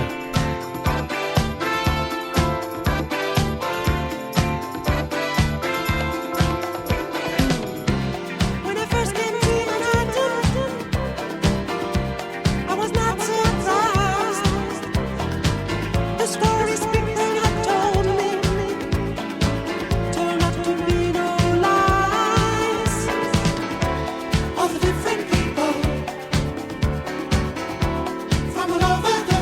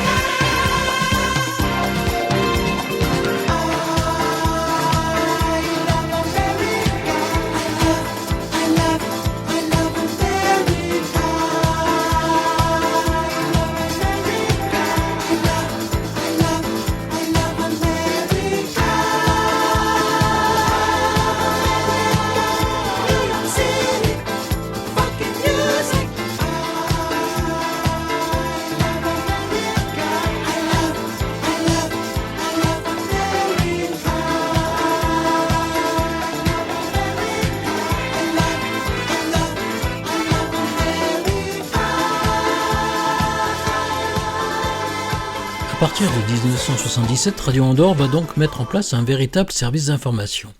Elle va pour cela signer un nouvel accord avec RTL qui va lui permettre de bénéficier de tout le contenu de l'actualité, des reportages, des interviews assurés par les journalistes de RTL. Une ligne directe avec RTL lui permet de piocher dans toutes les informations de RTL qui bénéficient de correspondants dans le monde entier. À Andorre-la-Vieille, plusieurs journalistes vont être embauchés. Pierre-Marie Bernoux sera le premier d'entre eux. Il présentera désormais le nouveau journal de la station qui est diffusé tous les jours à 8h, 9h, 13h, 14h et 20h. Donc pas encore de journal toutes les heures, mais aux moments les plus cruciaux de la journée pour l'info, c'est-à-dire le matin, avant que les auditeurs ne partent au travail, à midi, à l'heure du déjeuner, et le soir pour un point sur l'actualité de la journée. Mais Pierre-Marie Bernoux quittera rapidement Radio Andorre pour Sud Radio, où les salaires et conditions de travail sont réputés plus avantageux. En 1977, c'est aussi l'arrivée de Catherine Laurence. Alors, diplômée de l'école de journalisme de Tours, elle avait débuté sur FR3 Nantes. À Radio Andorre, elle est affectée au bureau de Toulouse pour couvrir l'actualité française. Catherine Laurence restera fidèle à la station jusqu'à sa fermeture en 1981. On lui doit aussi l'émission Radio Verte, du nom d'une radio pirate écolo parisienne. Radio Verte sera la toute première émission consacrée à l'écologie, et d'ailleurs la seule consacrée à ce sujet parmi les radios périphériques. Elle sera présentée par Catherine Laurence et les militants du groupe Environnement et Humanisme. Catherine Laurence entamera ensuite une longue carrière de journaliste, notamment à Radio France, mais aussi comme rédactrice en chef à France Info. Mais nous aurons encore l'occasion de parler d'elle, et même d'ailleurs avec elle, dans une prochaine émission. Autre journaliste formé à l'IUT de Tours, comme Catherine Laurence, c'est Christian Guillard. Christian Guillard va arriver à Radio Andorre en 1977 et va prendre la direction de l'information. Je vous invite à écouter le podcast de l'émission que Christian Guillard nous a consacré et où il revient en détail sur toute cette période de Radio Andorre entre 1977 et 1981. Alors lui aussi sera un fidèle à la station jusqu'en 1981. Christian Guillard va présenter les bulletins d'information de la station sur les 3 tranches du matin, midi et soir, et cela du lundi au vendredi. C'est lui qui va reprendre la destinée aussi du magazine des Pays d'Oc. Alors nous reviendrons sur son parcours après Radio Andorre lors de notre prochaine émission. En 1978, Christian Guillard va enfin voir son temps de présence à l'antenne retrouver, disons, une amplitude normale, avec l'embauche d'un deuxième journaliste qui assurera la session du matin. C'est Marie-France Manigold, dite Marie-France Mani, tout simplement. Elle venait, elle, des dernières nouvelles d'Alsace à Strasbourg, et elle était passée par la station régionale FR3 à Limoges. Elle va donc assurer les informations du matin dans l'émission intitulée, à juste titre, Music and News, en binôme avec un animateur, ou plutôt d'ailleurs une animatrice, car la tranche du matin de Radio Andorre est traditionnellement féminine. Marie-France Mani restera elle aussi fidèle à la station jusqu'à la fin en 1981, puis elle retournera à la station FR3 de Limoges où elle aura une longue carrière à différents postes. En 1978, Catherine Laurence, du bureau de Toulouse, va devoir prendre un congé de maternité. Elle était mariée à Alain Le Gouguec, journaliste à la Dépêche du Midi, et tous les deux étaient amis avec un journaliste qui venait lui aussi de Strasbourg, un nommé Philippe Reltien. Alors, il le présentait à Gilles Marquet, qui va l'embaucher pour assurer l'intérim de Catherine Laurence à Toulouse du 14 novembre 1978 au 13 juin 1979. Alors, Philippe Reltien avait déjà une expérience journalistique et radiophonique, puisqu'il était passé à RCI. RCI, c'était Radio Caraïbes Internationale. Après son passage à Radio Andorre, il entamera une longue carrière à Radio France, mais surtout à l'international en étant journaliste de RFI et reporter correspondant de Radio France à Madrid, à Washington et à Pékin. Puis on le retrouvera au service des reportages de France Inter et à la cellule d'investigation de Radio France, qu'il ne quittera qu'en cette année 2025 pour prendre sa retraite. Nous avons prévu de réaliser ensemble une émission Causerie en air, et je crois que Catherine Laurence et Alain Le Gouguec devraient aussi nous rejoindre dans cette émission. Mais il est encore trop tôt pour en parler, car nous venons juste d'entamer quelques échanges qui devraient affiner ce projet.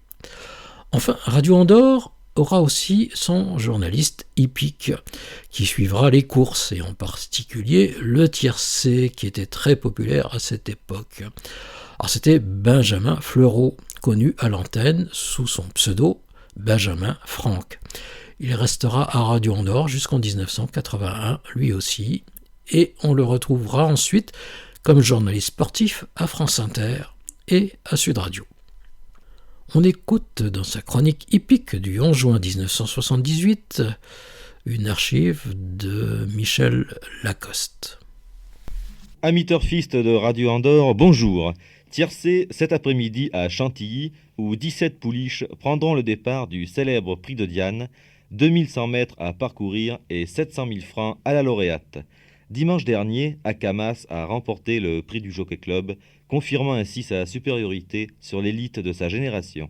Eh bien, je pense que cet après-midi, Reine de Saba, qui sera bien sûr la grandissime favorite, devrait remporter ce prix de Diane, édition 1978. Reine de Saba portera le numéro 15. Donc, à mon avis, la solution de ce tiercé consistera à trouver les deux autres pouliches. Je vous conseille le numéro 1, Lys River, qui vient de finir deuxième de Reine de Saba. Elle est entraînée par François Boutin et sera montée par Philippe Paquet. Puis le numéro 2, Paddle, en forme actuellement. Il y aura encore d'autres journalistes qui rejoindront l'équipe à partir de 1980, mais donc nous en reparlerons dans notre prochaine émission. Nicolas Perrac, l'éternel étudiant en cheveux longs, lance son premier grand tube en 1975, c'est So Far Away from LA. Quelques lueurs d'aéroport, d'étranges filles aux cheveux d'or. Dans ma mémoire traîne encore. C'est l'hiver à San Francisco, mais il ne tombe jamais d'eau aux confins du Colorado. Et le Golden Gate s'endort. Sur Alcatraz traîne encore des sanglots couleur de prison. Monsieur Caril Chessman est mort, mais le doute subsiste encore. Avait-il raison ou bien tort? So far away from LA, so far ago from Frisco, I'm no one but a shadow, but a shadow, a shadow. Le Queen Mary est un hôtel au large de Beverly Hills. Et les collines se souviennent des fastes de la dynastie qui de Garbeau jusqu'à Bogie faisait résonner ses folies. So far away from LA, so far ago from Frisco, I'm no one but a shadow, but a shadow, a shadow.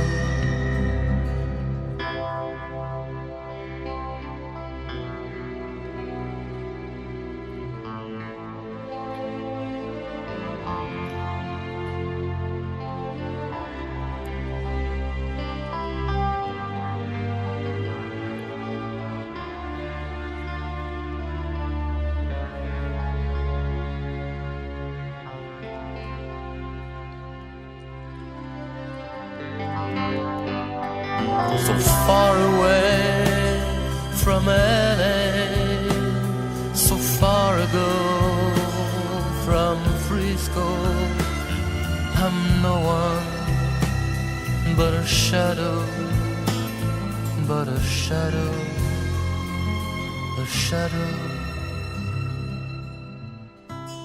Pauvre Madame Polanski, d'un seul coup on t'a pris de vie. Mais qui donc s'en souvient ici?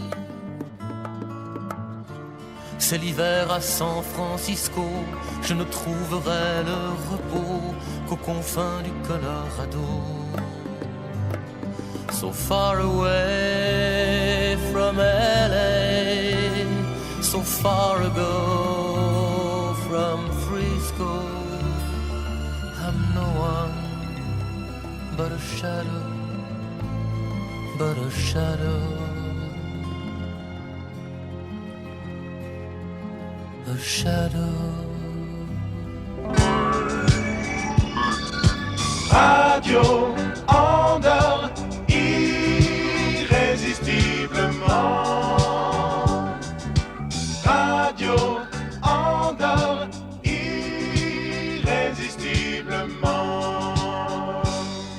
C'était Nicolas Perrac, qui a d'ailleurs encore sorti un album en 2024.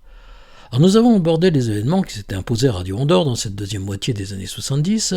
Nous avons abordé le retour de Gilles Marquet à la direction générale de Radio Andorre et son objectif d'y créer un véritable service d'information avec une rédaction.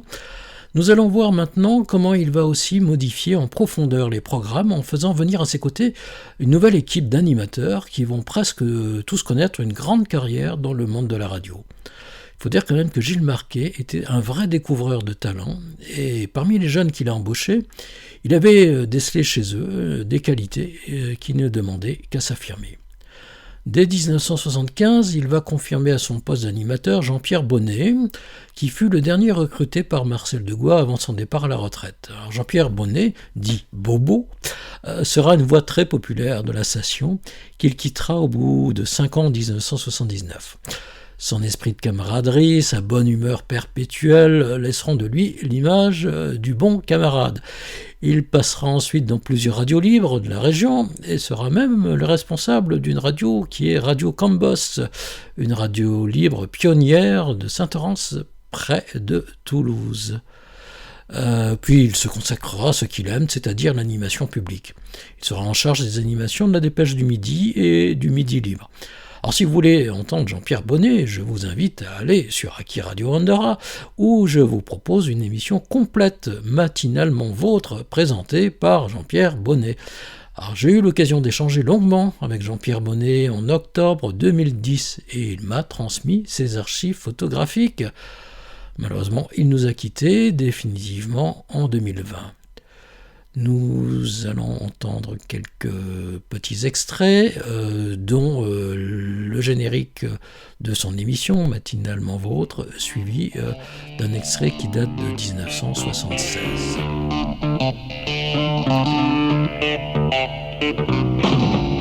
Extra. Génial. Super. Matinalement Vôtre avec Jean-Pierre.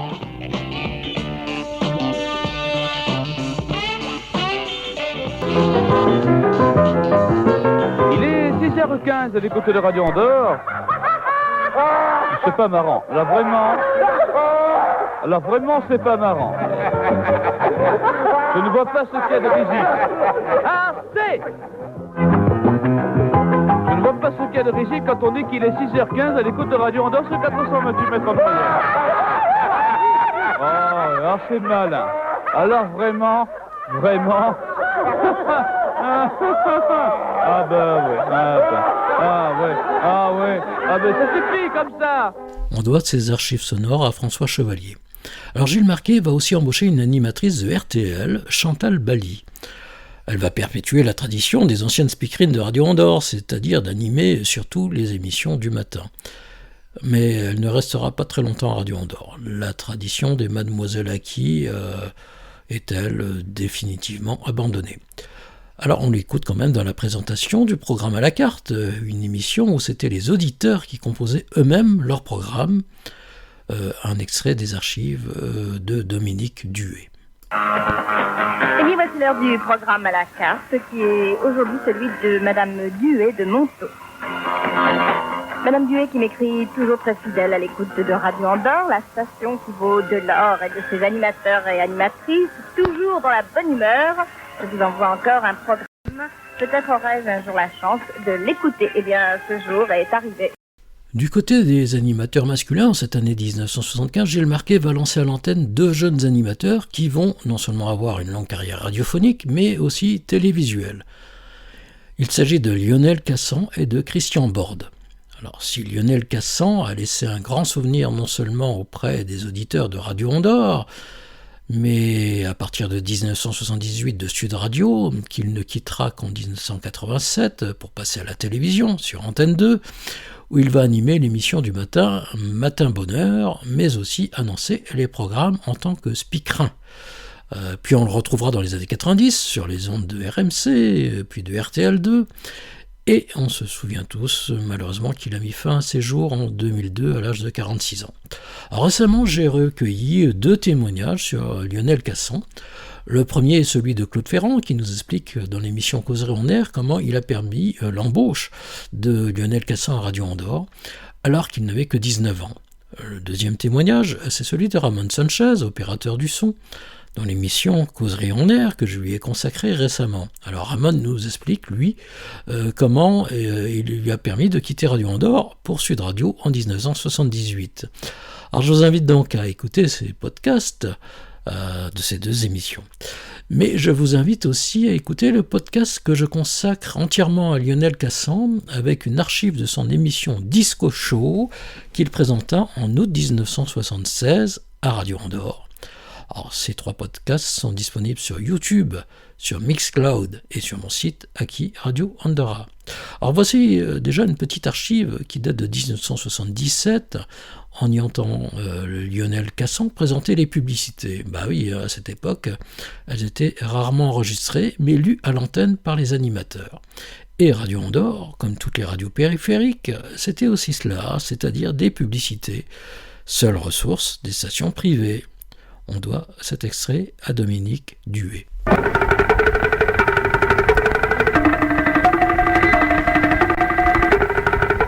Aux bijouteries Diamant d'Or et Brillant d'Or, 17 et 58 avenue Mérichel, Andorre-la-Vieille, et Gémant d'Or, 81 avenue Charlemagne aux Escaldes, un expert en pierres précieuses vous accueillera.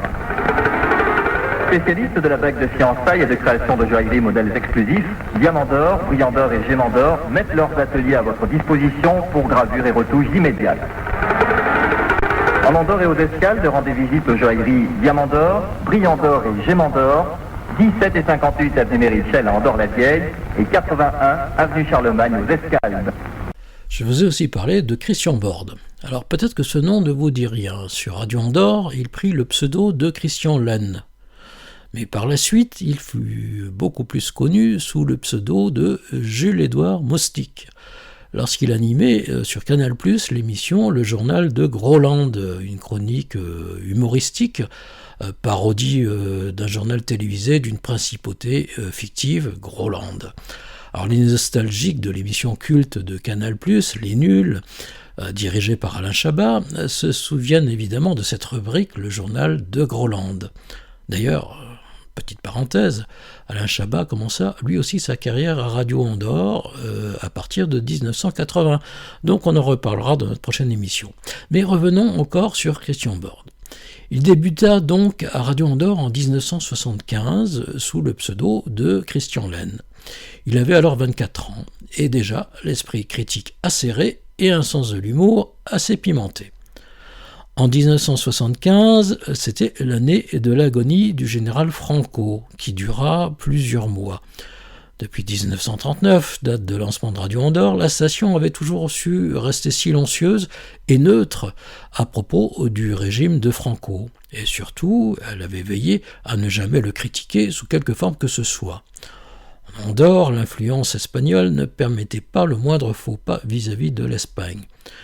Et n'oublions pas non plus que Jacques Trémoulet avait contrôlé plusieurs radios privées espagnoles avec la bienveillance de Franco et de son beau-frère Serrano Suñer. Alors si Radio Andorre ne fut jamais une radio franquiste, comme certains alimentent toujours cette légende malveillante, elle ne fut non plus jamais une radio anti-franquiste. Elle restait simplement muette sur le sujet, comme elle l'avait été d'ailleurs durant la guerre, en ne prenant jamais position pour un camp ou pour un autre. Et donc, en pleine agonie de Franco, Christian Laine va programmer à l'antenne un disque de Georges Moustaki qui s'appelle Flamenco, et qui dit en gros « Dans une Espagne sans Franco, ce sera fête ce jour-là, et moi je voudrais être là pour écouter le flamenco, le vent de l'histoire a tourné. » Alors bon, du temps de Trémoulet, je pense que cette provocation aurait été sanctionnée par un licenciement immédiat. Mais Gilles Marquet va se contenter de le rappeler à l'ordre et lui demander de ne plus diffuser des disques qui critiquent le pouvoir espagnol, car il risque de mettre en péril les relations entre la principauté et l'Espagne. Alors Christian Laine ne passera plus cette chanson de Moustaki, mais dès le lendemain, il va récidiver avec la programmation d'un groupe chilien, Quilapayún, qui chante la résistance à la dictature. Alors heureusement, c'est en espagnol, et cela ne va pas être relevé par Gilles Marquet, qui ne maîtrise pas tout à fait cette langue. Bon, Christian Laine ne restera que quelques mois à Radio Andorre, avant d'être embauché par RMC, puis de passer sur Canal+. Alors on n'est plus en 75, Franco n'est plus qu'un mauvais souvenir pour la majorité des Espagnols, et nous ne sommes pas sujets à l'autocensure, comme pouvait l'être parfois à Radio Andorre. Donc, j'ai recherché dans mon grenier un vieux disque poussiéreux, mais d'ailleurs qui ne semble pas avoir été usé par le diamant de mon tourne-disque. C'est Flamenco de Georges Moustaki.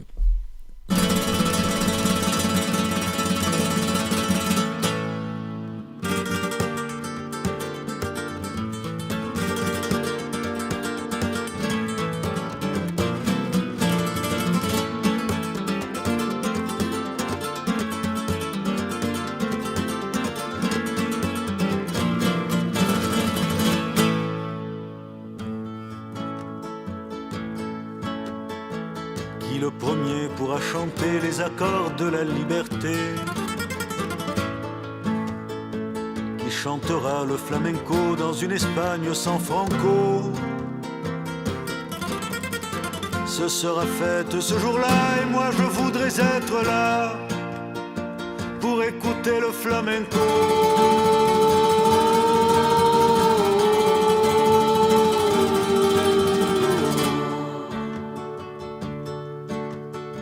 Le vent de l'histoire a tourné près de la Méditerranée. Le vent de l'histoire a tourné. Luthier prépare pour demain une guitare de tes mains. Elle jouera le flamenco dans une Espagne sans Franco. Sortez les chaises des cafés, faites briller tous les pavés. On dansera le flamenco.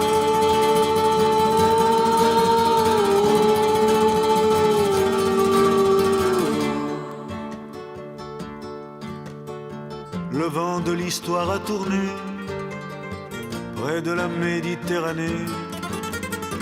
Le vent de l'histoire a tourné. Picasso sera invité, Casal sera ressuscité. Il y aura Federico et tous ceux qui sont morts trop tôt. Il y aura fête ce jour-là et moi je voudrais être là pour écouter le flamenco.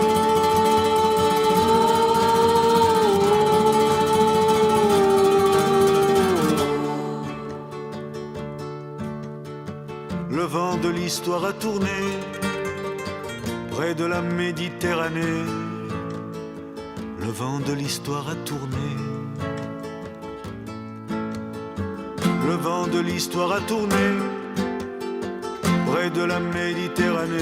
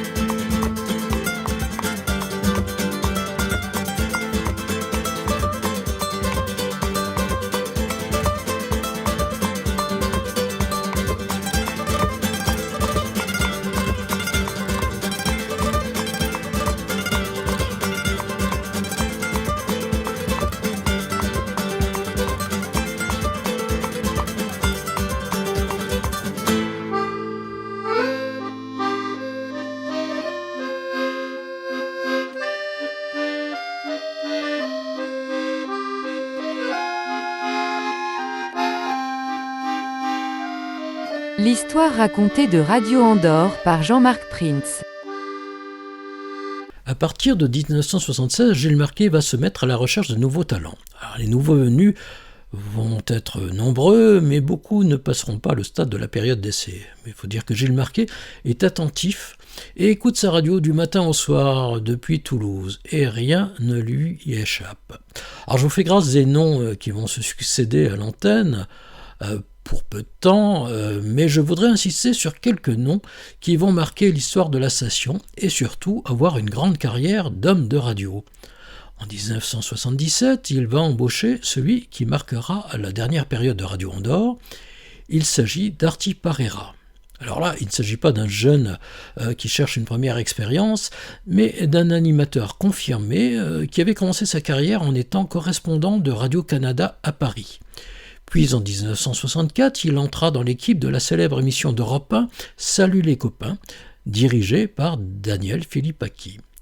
Arti Parera était chargé dans cette émission des relations avec les vedettes et leurs agents et y réalisait aussi les interviews. Il a donc un carnet d'adresses impressionnant qui ne demande qu'à être exploité. Et depuis le départ de Claude Bellet, il manque à Radio Andorre quelqu'un qui est introduit dans le milieu du showbiz parisien. Arti Parera a donc le profil idéal. En 1977, il a 33 ans quand il rencontre Gilles Marquet. Arti Parera avait perdu la vue à 19 ans de manière accidentelle, ce qui en fait un homme de radio attentif à ce que disent ses invités. Et il va présenter encore deux autres qualités essentielles pour Radio Andorre. La première, c'est qu'il est né à Barcelone, ce qui lui permet d'être dans la double culture de la station. D'ailleurs, son vrai prénom, c'est Arturo. La deuxième qualité, c'est qu'avec sa femme, ils vivent à Paris, mais possèdent une petite maison secondaire à Canet-Plage, là où se trouve justement le studio d'été de Radio Andorre. Donc il est embauché comme animateur pour interviewer les vedettes. En hiver, il est à Paris, il reçoit les vedettes pour Radio Andorre, mais dans un studio qui est mis à sa disposition par RTL, au 22 rue Bayard donc.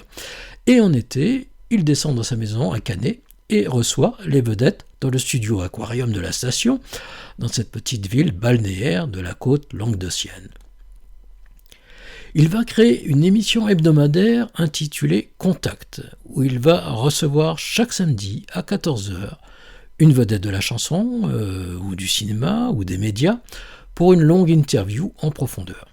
Alors, comme en hiver, cette émission était enregistrée sur cassette et envoyée depuis Paris à l'émetteur d'Andorre, nous avons eu la chance de retrouver ces cassettes, qui avaient été préservées à l'émetteur d'Ancan, où elles dormaient dans un tiroir de plus de 40 ans. Alors, les archives nationales de la Principauté d'Andorre les confièrent à notre ami Christian Melling, qui les restaura et les numérisa. C'est ainsi que vous pourrez écouter le podcast de plusieurs émissions Contact intégrales sur notre chaîne YouTube, mais aussi sur Mixcloud et sur notre site Aki Radio Andorra. Très vite, Arti va montrer ses qualités d'homme de radio et de grand professionnel, très exigeant, travailleur et méticuleux. En 1978, Gilles Marquet va en faire le nouveau directeur des programmes de Radio Andorre, et il le restera d'ailleurs jusqu'à la fin de la station en 1981. C'est donc lui qui va construire la grille des programmes de la station, aussi bien des émissions françaises que le soir des émissions en catalan ou en espagnol. Et en dehors de l'émission Contact, qui va perdurer jusqu'en 1980, on doit encore à Arti de nombreuses autres émissions, comme l'émission « Salut les copains » qui avait été l'émission culte d'Europe 1 dans les années 60 et qui avait d'ailleurs cessé d'être diffusée par Europe 1 depuis quelques années.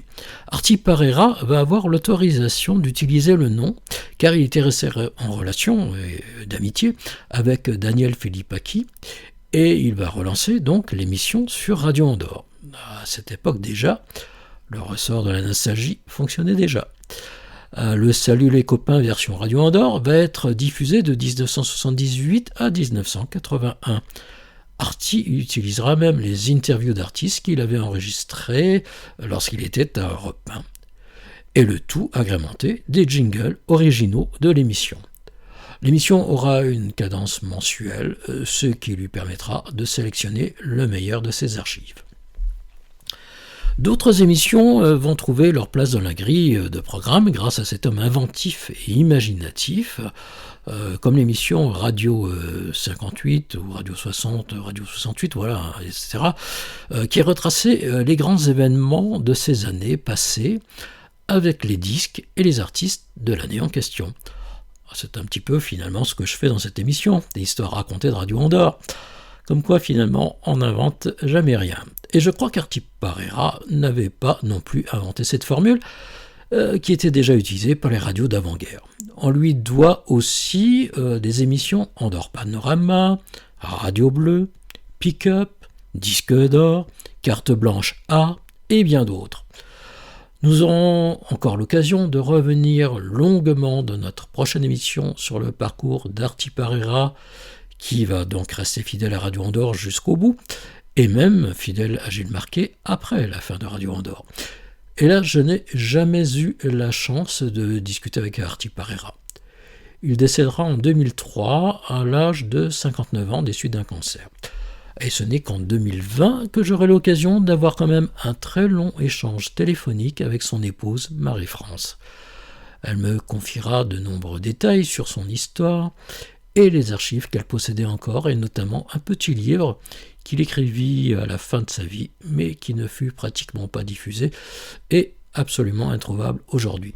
On y apprend beaucoup sur la face intime de ce personnage qui marqua l'histoire de Radio Andorre. Alors sachez que vous trouverez de très nombreux extraits d'émissions présentées par Arti Parera sur le site Aki Radio Andorra, mais aussi des émissions intégrales comme Carte Blanche A ou Contact sur ma chaîne YouTube et d'autres encore sur Mixcloud.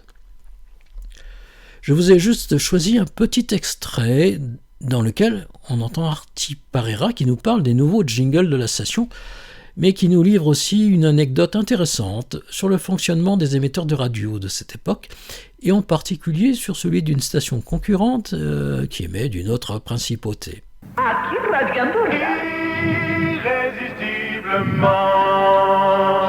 C'est bien, Francis. Bon, alors tu sais ce que tu vas faire. Tu vas montrer comment tu as fait pour ne prendre que le irrésistiblement du jingle que chante David Christie. Hein?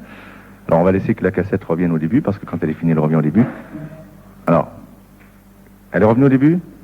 Radio voilà. Andorre. Oui, alors voilà, il arrête à Radio Andorre, et puis quand il veut prendre le irrésistiblement, il rappuie sur le bouton. Irrésistiblement. Voilà, bon bah ça va. Voilà, exactement. Santana a fait un malheur en 1976, ça a été le slow de l'été. J'aime vous raconter une anecdote à propos de Santana. Ce disque que vous allez entendre, qui s'appelle Europa, vous voyez qu'ici vraiment on n'a peur de rien ni de personne, ce disque avait la particularité, dans une station de radio périphérique qui émet sur 1400 mètres onde longue, de faire déclencher l'émetteur. C'est-à-dire que à partir de 22h, cette station baisse la puissance de son émetteur, parce qu'on part du principe, avec juste raison d'ailleurs, que le soir, les ondes portent plus loin. C'est un phénomène dans lequel je ne me hasarderai pas. Les explications seraient beaucoup trop difficiles pour ma modeste connaissance de la chose, mais toujours est-il que le soir, on entend mieux la radio et plus loin, bien sûr. Et donc, on baisse la tension de l'émetteur, la force du courant, à partir de 22h. Et quand on passait ce disque dans l'émission qui avait lieu à ce moment-là, à partir de 10h du soir, eh bien, ça avait la particularité de faire déclencher l'émetteur à un endroit bien précis que je vais vous montrer. Vas-y, Francis, mets-nous le disque. Tu me laisses le micro ouvert pour que je puisse t'expliquer.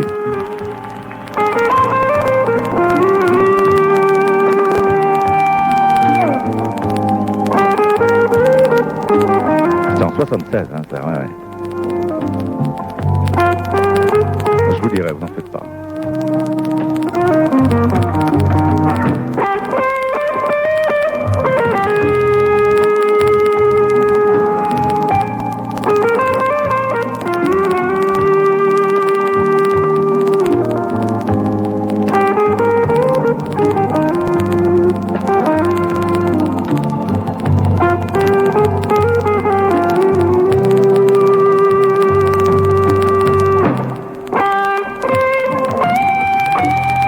c'est là. Remets ce passage-là, Francis. Vas-y.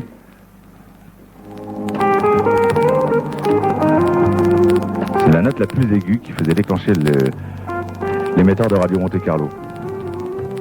Pourquoi ne pas le dire?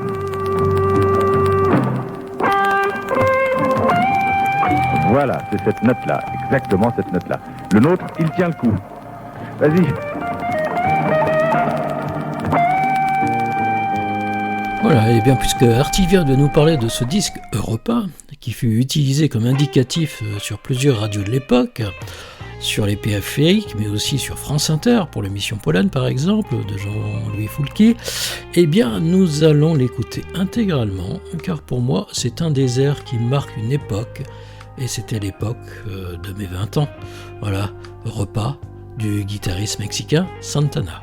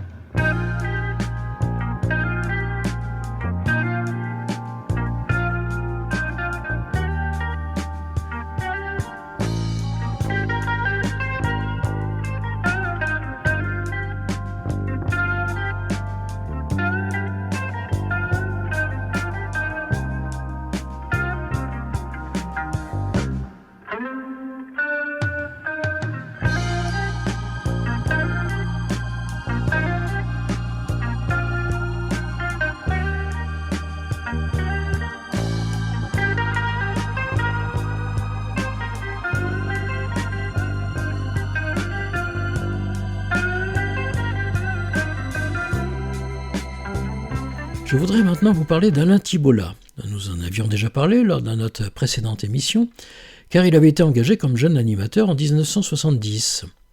Puis après le départ de Claude Bellay, Alain Thibaula, qui avait une notoriété naturelle, sera chargé d'assurer l'intérim de la direction des programmes en 1975. Mais avec l'arrivée d'Artie Parera, qui va être nommé à ce poste, Alain Thibaula va être nommé, lui, directeur des variétés de Radio Andorre, un poste créé d'ailleurs sur mesure pour lui, car la station multiplie dorénavant les émissions directes et en public, et cesse d'être un jukebox qui ne diffuse que des disques. Alain Thibaula supervise donc les relations avec les maisons de disques, mais organise aussi et dirige les opérations extérieures, du podium et des émissions exceptionnelles, comme les directs depuis le Midem à Cannes par exemple. Chacun trouvera ses marques, et si comme dans toute entreprise, il peut arriver que des frictions ou des rivalités se manifestent, ce qui est une règle universelle, elles trouveront toujours une solution avec l'écoute de Gilles Marquet, qui a de véritables qualités de meneur d'hommes et de patron. Alors Alain Thibaula sera un des fidèles de Radio Andorre jusqu'au bout. On le retrouvera d'ailleurs ensuite aux nouvelles locales de Radio France, où il rejoindra Gilles Marquet après 1981. Puis il deviendra le directeur artistique de RTL de 1993 à 2006, rejoignant alors Jean-Louis Marquet, qui était devenu directeur, lui, technique de RTL. Alors, le talent attire le talent, oui, et si Radio Andorre a vu de nombreux talents filer à la concurrence, elle a aussi eu des fidèles, non seulement à la station, mais aussi à ses dirigeants. Alors, on écoute un petit extrait du magazine des Pays d'Oc, donc une des émissions mythiques de Radio Andorre. Nous sommes en 1978 et l'émission est présentée par Alain Thibaula pour la partie animation et Christian Guillard pour la partie information. On doit cette archive sonore à Michel Lacoste.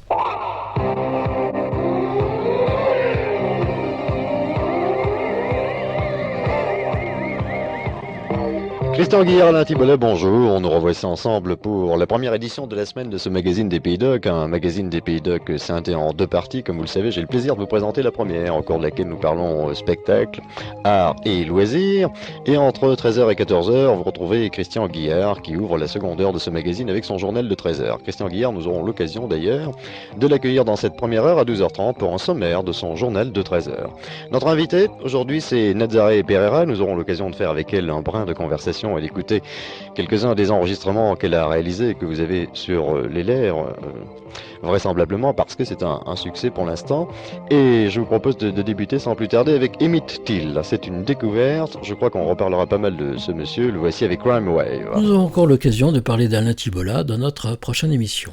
En 1976, c'est l'arrivée aussi de Jean-Paul Marie à l'antenne. Alors il vient de Radio Antilles, l'autre radio du groupe Trémoulet, où il avait été embauché en 1974. Mais son retour en métropole va lui ouvrir d'autres horizons et il quittera bien vite Radio Andorre, la même année 76, pour être embauché au bureau de Lyon de RMC. Il en deviendra un des grands reporters, puis il entamera une carrière dans la presse écrite comme grand reporter, notamment pour le Nouvel Observateur. Il va signer également de nombreux livres sur ses voyages, mais également des documentaires pour la télévision. J'aurai un échange avec lui en 2007. Jean-Paul Marie va être remplacé à l'été 76 par François Chevalier. François Chevalier animera de nombreuses émissions de la grille de Radio Andorre, mais plus particulièrement l'émission La Parole aux Estivants, dont vous entendez en fond sonore l'indicatif. Durant cette émission, les touristes de passage en Andorre sont invités dans le grand studio et on leur donne la parole. Alors ils nous racontent leur voyage, leurs expériences touristiques en principauté et autour. Et François Chevalier restera durant 3 saisons à Radio Andorre jusqu'en 1979. Comme Brassens, il a un profil marqué par une moustache et une pipe. Bon, il est quand même d'apparence plus jeune que Brassens. Et il aime aussi jouer, lui, avec les mots, mais il les met au service d'un humour décapant, qui est sa marque de fabrique personnelle. Dès son arrivée à Radio Andorre, François Chevalier va être un vrai reporter de la vie de la station. Il va être un des rares à enregistrer ses émissions, mais aussi celles de ses camarades. Un des seuls à y prendre des photos insolites et à les développer lui-même. Il va être le seul à écrire une chronique humoristique sur la vie de Radio Andorre. Et cette curiosité journalistique va devenir, 23 ans plus tard, en 2002, une source précieuse pour l'alimentation de mon site internet naissant, Aki Radio Andorra. Il va avoir la générosité de me transmettre toutes ces archives sonores, photos, plus la fameuse chronique « À qui le dites-vous » que vous retrouverez sur mon site Aki Radio Andorra et que je vous invite à lire parce que c'est vraiment marrant. Alors, après 1979, François Chevalier va continuer à faire la radio, mais c'est surtout l'écriture qui le motive. Il va collaborer à l'écriture de gags de l'émission de France Inter « Est-ce bien raisonnable ?», une émission qui est présentée par Daniel Hamelin, une des grandes voix du service public. Et quand Daniel Hamelin va être chargé de créer une des premières grandes radios régionales de Radio France, à Laval, Radio Mayenne, eh bien François Chevalier va être de l'aventure et y présentera les émissions du week-end. Mais pour lui, la radio est avant tout un loisir. Et il exercera des métiers un peu plus sérieux, entre parenthèses, puisqu'il se découvrira une passion pour l'informatique, et il va collaborer ainsi à la presse spécialisée informatique, et puis il rentrera aussi dans l'enseignement. Depuis 2002, nous sommes régulièrement en contact, et je l'ai même rencontré chez lui à Laval, ville qu'il n'a pas quittée. Alors voici un petit extrait assez caractéristique des interventions de François Chevalier à l'antenne.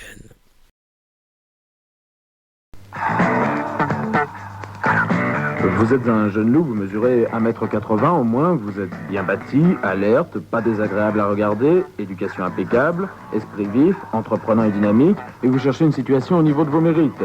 Eh bien, les dingues, vous ne me prenez pas pour de la petite bière? Radio Andorre, le chemin le plus joyeux d'un point à un autre.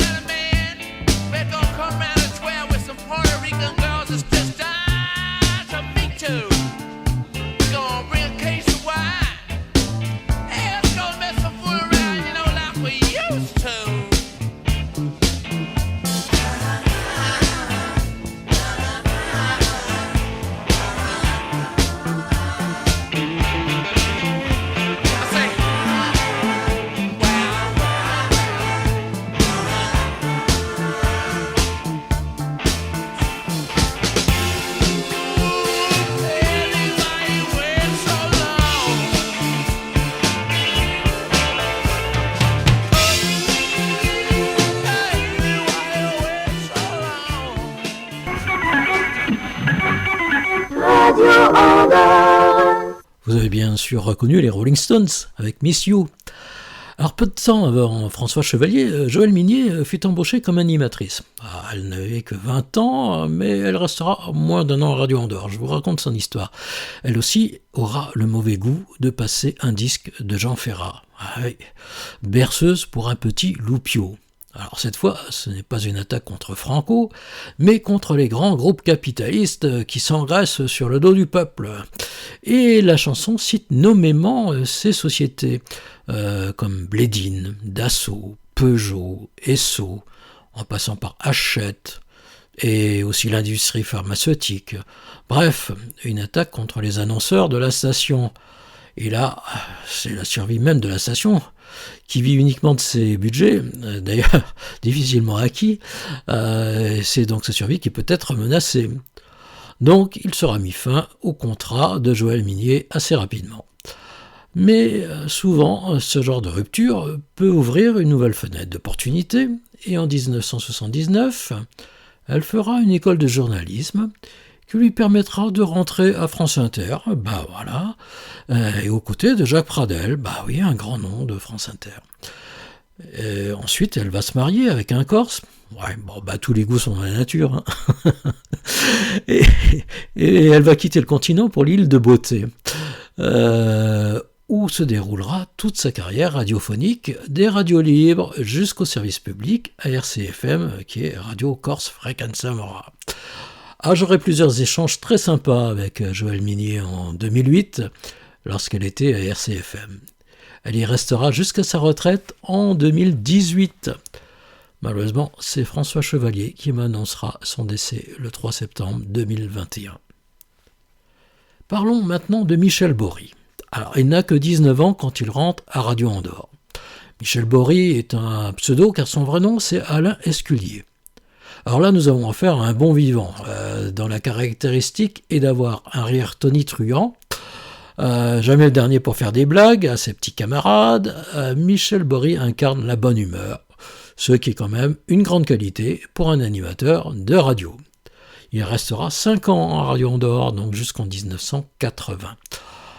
Malheureusement, je n'ai aucune info sur lui après son expérience à Radio Andorre.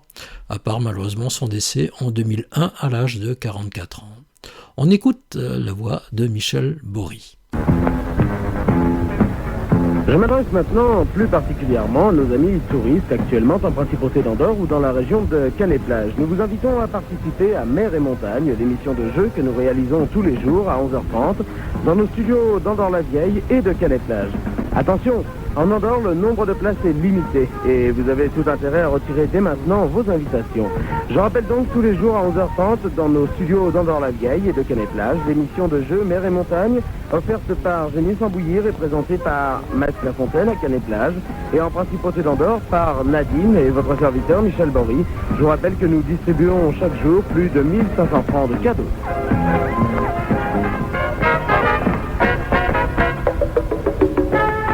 Hyper Andorra ouvre ses portes aux Haussiens. Hyper Andorra est sûr de vous satisfaire avec le meilleur rayon boucherie de la Principauté. Hyper Andorra et son libre service alimentation. Tous les produits mondiaux au meilleur prix. Et des tonnes hebdomadaires de fruits et de légumes frais. Hyper Andorra vous invite aussi à son rayon photo, son rayon cadeau, une nouvelle manière de vivre heureux et sans dépenses excessives. Hyper Andorra, ses prix spéciaux, mois d'août, des prix vacances et ses petites attentions quotidiennes. Hyper Andorra, avenue Mirechel à Andorre-la-Vieille. C'est Radio Andorre que vous écoutez sur 428. Il a non seulement une voix, mais aussi un visage connu des anciens auditeurs de Radio Andorre, c'est Jérémy. Ah, j'ai dit un visage car Jérémy va être en charge de toutes les animations extérieures de la station et va animer le podium ou les jeux organisés à travers la Principauté, mais aussi sur le parking de la station. Alors son vrai nom c'est Irémel Montseny. Et depuis 2008, nous sommes en contact régulier et il m'a transmis toutes ses archives photographiques. Jérémy, son truc, c'est l'animation en public. Alors, être enfermé dans un studio, ça ne l'intéresse pas. Il lui faut le contact avec le public. Et après Radio Andorre, c'est donc dans ce métier des animations commerciales qu'il va poursuivre sa carrière. On écoute Jérémy qui passe l'antenne à Thierry Luguet. Dites donc à vos amis que ces 428 mètres en moyenne, croyez-moi, ils s'en porteront bien mieux. Ceci étant dit, nous allons passer l'antenne à notre ami Thierry qui présente aujourd'hui le magazine des Pays d'Oc. Thierry que vous retrouvez donc maintenant et ce jusqu'à 14h. De 14 à 16, ce sera Bernard May. Et puis de 16 à 16h30, ce sera le magazine de la parole aux gestivants, où nous pourrons discuter un petit peu de tout un ensemble de choses. Voilà. J'ai essayé de combler un petit peu. Thierry, est-ce que ça suffit ou est-ce que je dois continuer ? Oui, je crois que ça doit marcher convenablement. C'était pas mal, hein ? Oui, tu étais bien. J'étais bien, non mais j'étais bien aujourd'hui. Alors je dois dire quand même à tous nos amis auditeurs qui ne voient pas le podium, qui nous écoutent en France, en Espagne ou même en Andorre, eh bien que je me trouve les fesses confortablement installées sur une chaise, les jambes confortablement étirées, en plein soleil, en train de me faire bronzasser, et puis à vous tous, eh bien, je vous souhaite d'en faire autant. Thierry, là à l'intérieur, lui, je parie. Bah, il fait bon quand même. C'est bon, et c'est même meilleur. Il y a un peu de fraîcheur là, c'est pas désagréable. Voilà, il fait un petit peu frais. Bon. Dis donc, je te souhaite un bon après-midi. Non, bon apéritif d'abord. Hein. D'accord. Un bon apéritif, on se retrouve tout à l'heure. Ok, à tout à l'heure. Salut Jérémy.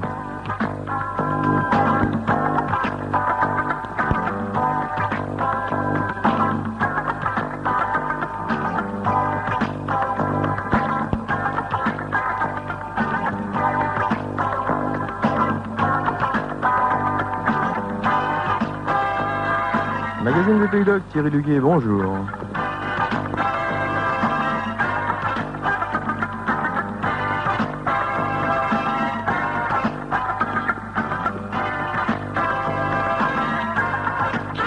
Le magazine des Pays d'Oc va ouvrir ses frontières. Il ira jusqu'à 14h. Aux commandes de l'émission, c'est Raymond Sanchez.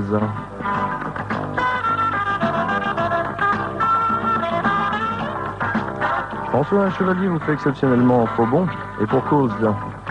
Il fait un petit pèlerinage, comme chaque samedi, il retourne aux sources, à la nature. La semaine dernière, c'était le lac Angolaster, et je me suis laissé dire qu'il était en pleine avenue Mérichel. Après Jérémy, on vient d'entendre Thierry Luguet en 1976. Thierry Luguet restera lui juste un an à la station de 76 à 77. Alors comme beaucoup, il passera à la concurrente Sud Radio. Et puis lui aussi à Radio Toulouse, la nouvelle station lancée par la Dépêche du Midi en 1981.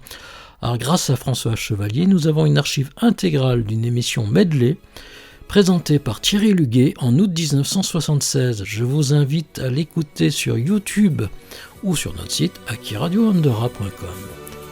Ah, pour moi, maintenant, une des plus belles chansons de Salvatore Adamo, c'est ma vie. Notre histoire a commencé par quelques mots d'amour. C'est fou ce qu'on s'aimait. Et c'est vrai, tu m'as donné les plus beaux de mes jours, mais je te les rendais. Je t'ai confié sans pudeur les secrets de mon cœur, de chanson en chanson. Et mes rêves, et mes je t'aime, le meilleur de moi-même, jusqu'au moindre frisson. C'est ma vie, c'est ma vie, je n'y peux rien, c'est elle qui m'a choisi. C'est ma vie, c'est pas l'enfer, c'est pas le paradis. Ma candeur et mes 20 ans avaient su t'émouvoir, je te couvrais de fleurs. Mais quand à mon firmament j'ai vu des nuages noirs, j'ai senti ta froideur.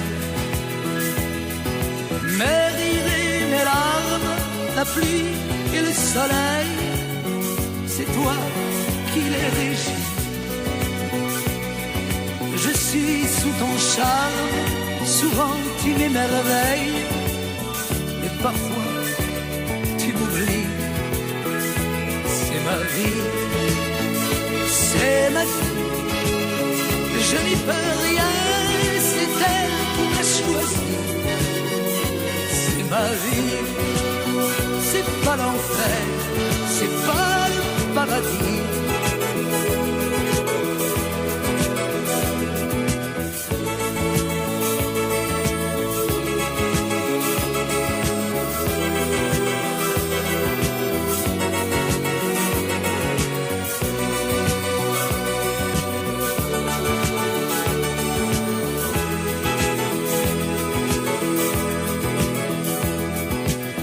Choisi des chaînes, mes amours, mes amis savent que tu me tiens.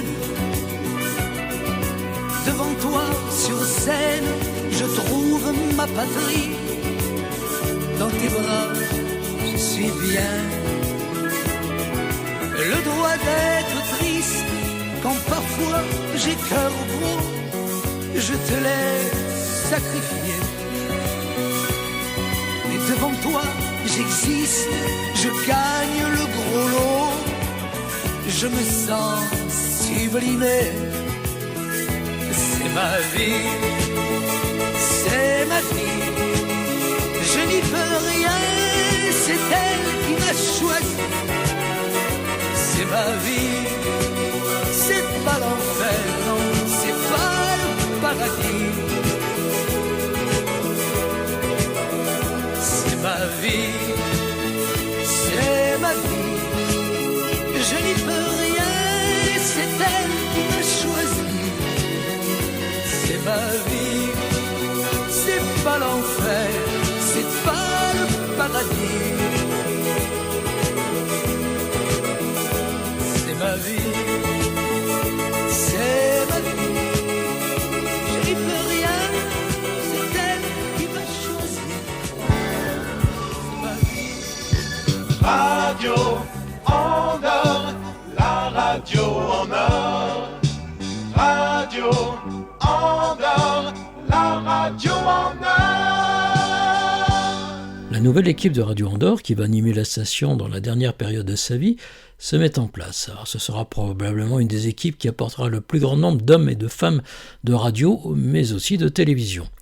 Si Jean-Louis Marquet s'occupe de la direction de la station en Andorre, tout en assurant la direction technique, c'est Gilles Marquet qui s'occupe du recrutement. La structure est donc en place avec un nouveau directeur des programmes, Arti Parera, dont on a parlé, qui construit la grille des programmes et invente les émissions. Il y a aussi un directeur des variétés, Alain Thibelat, donc, qui dirige toutes les émissions spéciales et les émissions de variétés décentralisées. On a aussi déjà cité quelques noms qui feront carrière à la télé, comme Christian Borne, Lionel Cassan, Alain Chabat.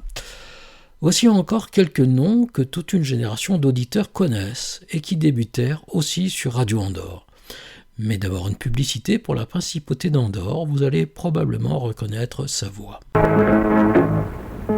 L'Andorre, un site grandiose, plein de contrastes et de soleil, offre aux visiteurs la possibilité de passer le plus agréable séjour. Les excursions en montagne, la pêche à la truite dans les lacs et les torrents, la chasse, les monuments historiques et le folklore andorran. L'Andorre, pensez-y pour vos prochaines vacances. Il y a ceux qui ont l'impression de faire moins de kilomètres que d'autres pour aller aux mêmes endroits. Ça tient à quoi? À l'autoradio. La route est longue, un autoradio pour effacer les kilomètres. Un bouton, une touche et hop, c'est Radio Andorre, en 200 demi plus. De la musique, des chansons, des histoires, des informations, du suspense, des feuilletons, du rire et des vedettes pour vous raccourcir la route. Pour se faire vraiment plaisir en auto, un autoradio, un seul, et les kilomètres n'existent plus. Un autoradio pour raccourcir votre route, un conseil de votre automobile club. Oui, c'était la voix de Michel Côté. Michel Côté lui avait déjà eu une première expérience à la station régionale FR3 de Nîmes lorsqu'il est embauché à Radio Andorre en 1977. Il va animer plusieurs émissions sur Radio Andorre, dont entre autres le fameux magazine des Pays d'Oc dont on a déjà parlé. Mais il aime aussi la programmation car il possède une bonne culture musicale. Et ses qualités feront que Gilles Marquet le nommera chef de programmation de la station. Alors son rôle sera d'enrichir la discothèque de la station et d'en assurer une bonne exploitation. Michel Côté quittera Radio Andorre pour RMC en 1978, puis fera une très longue carrière sur Radio Nostalgie, cela jusqu'à sa retraite. Il participera à une de nos émissions, une de nos premières émissions dès 2021, une émission que nous avions confiée à Max Lafontaine. Et justement, bel enchaînement, Max Lafontaine va aussi faire ses premières armes sur Radio Andorre en 1977. Gilles Marquet lui confiera l'animation de l'émission du matin Music and News. Mais on le retrouvera aussi tout au long de la journée dans les jeux de Max, le pêle-mêle, mer et montagne. Lui aussi quittera Radio Andorre pour RMC en 1979. Toute une équipe d'anciens de Radio Andorre vont ainsi se retrouver à RMC et participer d'ailleurs à ce qui fut l'âge d'or de cette radio périphérique concurrente de Radio Andorre. On a déjà à RMC Christian Borne, Alain Chabat, Michel Côté, Max Lafontaine maintenant. Voilà, Max Lafontaine, originaire de Marseille, sera donc une des voix incontournables pour les auditeurs du sud de la France, mais aussi des téléspectateurs puisqu'il animera des émissions sur Télé Monte Carlo. Puis on le retrouvera sur plusieurs locales de Radio France, à Nice et à Marseille. Après un passage par Nostalgie, on le retrouvera en vedette sur RTL en 1991, où il animera de nombreuses émissions, et notamment les petits matins jusqu'en 1998, date à laquelle il rentrera à Europe 1 jusqu'en 2004. À Europe 1, on lui confiera les émissions de la nuit, car à cette époque, on faisait encore des directs la nuit jusqu'à 1h du matin. C'est d'ailleurs à Europe 1 qu'il m'invitera un soir de 2003 en direct pour parler de l'histoire de cette station. Alors Max Lafontaine lança sa propre web radio en 2006, Max la radio. Il est aussi un des rares à avoir conservé des archives sonores et photographiques de Radio Andorre qu'il n'a pas hésité à partager avec nous. Je vais vous faire écouter un petit extrait de 1977 durant lequel il passe l'antenne à Danny Marshall. Extrait que l'on doit à Dominique Duet. On va s'apercevoir que son goût du calembour était déjà sa marque de fabrique à l'époque. Bien, mesdames, messieurs, pour ce rendez-vous de Tout le monde il est beau, tout le monde il est gentil. Demain, entre 6h et 9h, sur l'antenne de Radio Andorre, 428 mètres en moyenne, je suis imperturbable. On est en train de me faire des chatouilles, mais je suis imperturbable. C'est vrai, j'ai failli rentrer dans les ordres. J'ai failli être imperturbable. Bien, la petite Dany, je vais te laisser avec les auditeurs. Tu vois, ils sont gentils, je les connais. Bien, madame, monsieur, je vous salue. Je vous souhaite une excellente journée, bien sûr. Si vous êtes sur la route, eh bien, soyez excessivement prudents. Il y a beaucoup de monde et en plus, les conditions météorologiques sont très mauvaises, comme d'habitude. J'espère que ça va pas durer, mais enfin, moi, j'y peux rien. Et maintenant, mesdames, messieurs, je vous donne l'heure. Allez.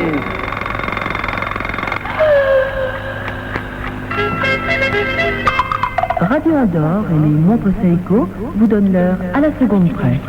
Il est 8h, non, il est 9h, 1 minute. 9h, 1 minute, la dame.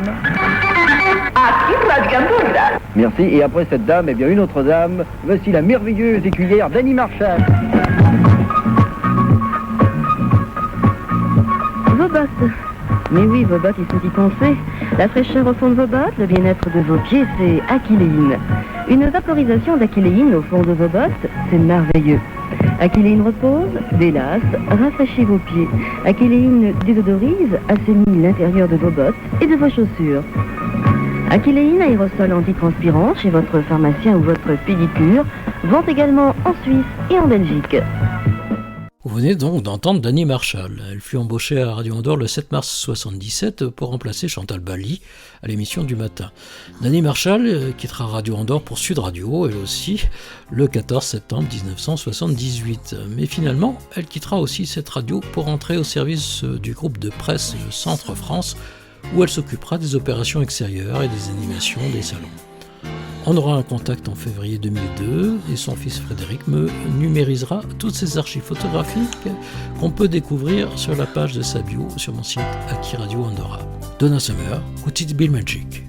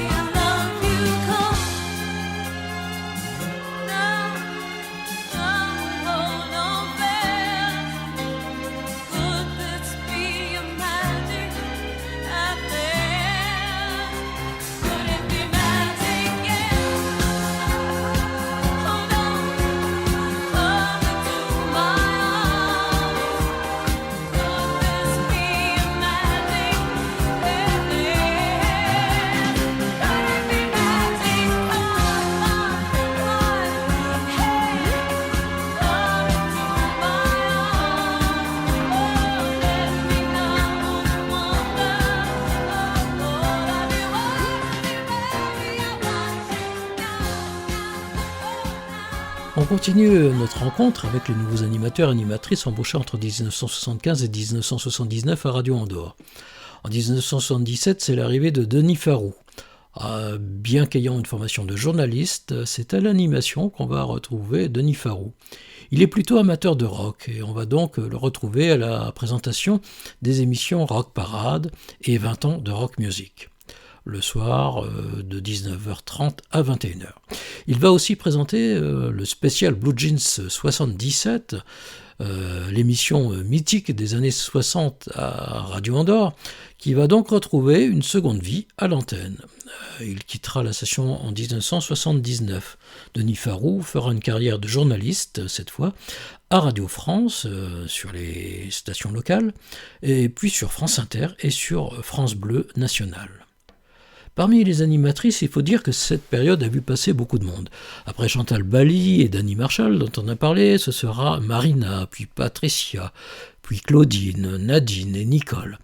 Et on ne donnait que leurs prénoms à l'antenne à cette époque.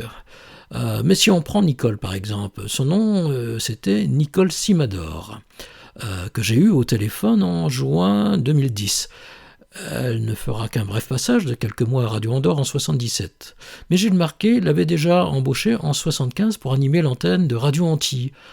Donc ce n'était pas une inconnue pour le directeur de la station. Longue carrière radiophonique aussi pour cette animatrice, puisqu'elle restera à Sud Radio assez longtemps, puis à RMC, puis on la retrouvera elle aussi à nouveau aux côtés de Gilles Marquet, lorsqu'il lancera Radio Côte d'Azur à Nice en 1982, juste après la fermeture de Radio Andorre. On la retrouvera ensuite sur RFI, sur MFM, sur 95.2. Voilà. Quant à Nadine, alors il s'agit de Nadine Foutrier. Alors là, on n'est pas sur la filière des Tourangeaux, mais sur celle des Rémois. Et oui, depuis l'arrivée du Rémois Georges Maltot en 1962, dont on a déjà très longuement parlé dans les précédentes émissions, ils vont être quelques-uns à descendre en Andorre, comme Jean-François Vasseur en 1963, Gérald Chaland en 1974, et j'en oublie sûrement d'autres. Alors Nadine Foutrier avait fait l'école des Beaux-Arts de Reims et va présenter à partir de 1978 l'émission du matin de Radio Andorre. Mais c'est surtout sous son pseudo de Billy qu'elle va effectuer une longue carrière radiophonique, d'abord à RMC, à partir de 81 donc, puis à RTL, à Nostalgie, à Europe 1 et à Radio Notre-Dame et sur France Bleu National. Un nom et une voix que les auditeurs français connaissent tous. Citons aussi Christian Poncet, entré à Radio Andorre comme animateur en 1978. Il a été formé à l'IPSA, à Paris.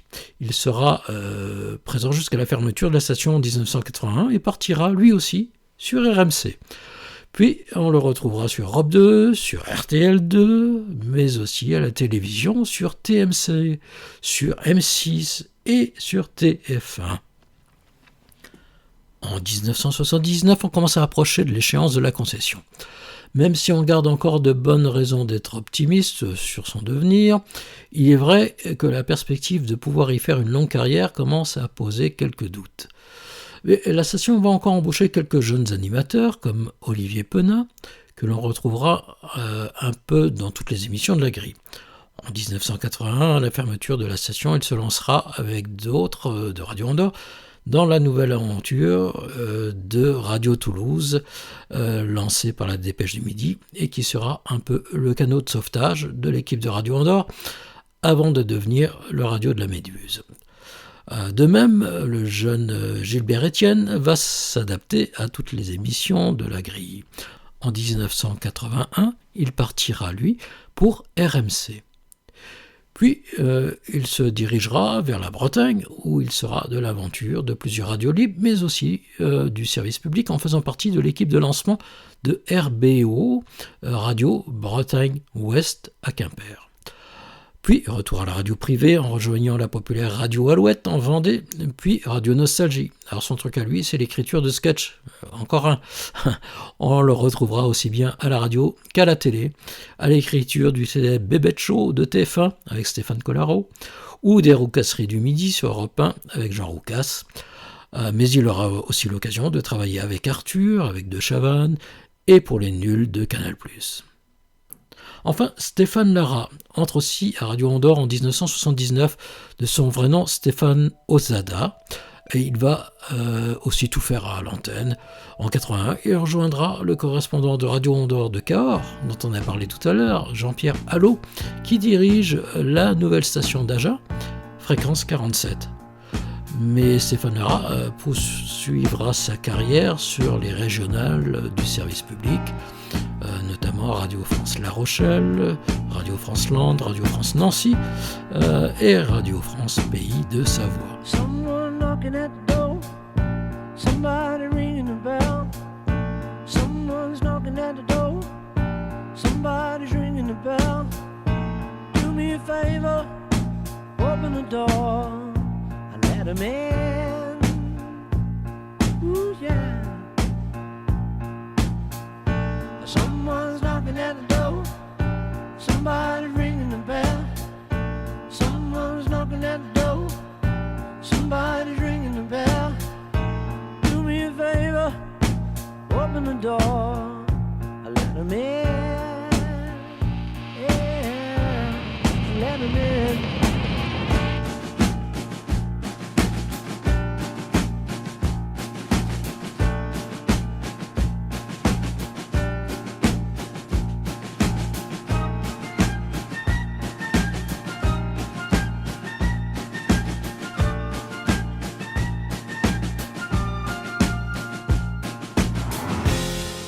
Susie, Brother John, Martin Luther, Phil and Don, Brother Michael, Auntie Jim, open the door up, let 'em in. Oh yeah.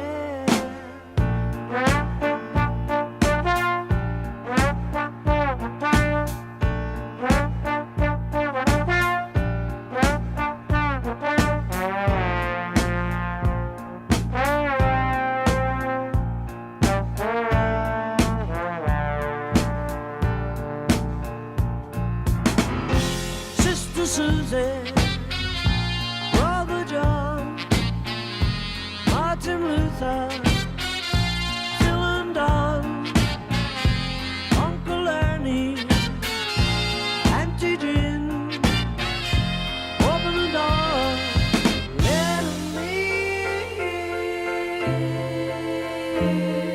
Oh yeah, I'm knocking at the door, somebody ringing the bell. Someone's knocking at the door, somebody ringing the bell. Do me a favor, open the door and let 'em in. Ooh yeah, yeah, let 'em in now.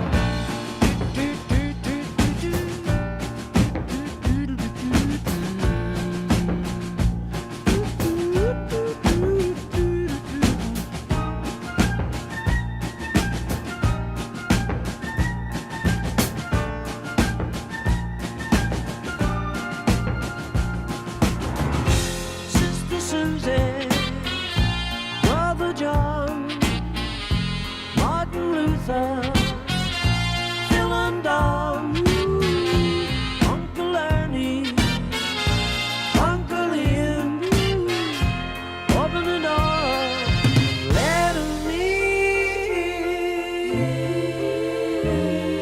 Oh, yeah, yeah. Someone's knocking at the door, somebody ringing the bell. Someone knocking at the door, somebody ringing the bell. Do me a favor, open the door and let 'em in.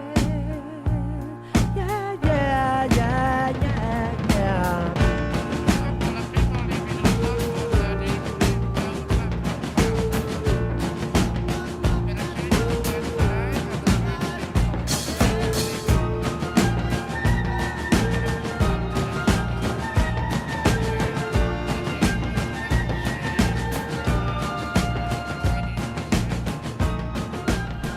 Vous avez reconnu Paul McCartney, Let I'm In, en 1976.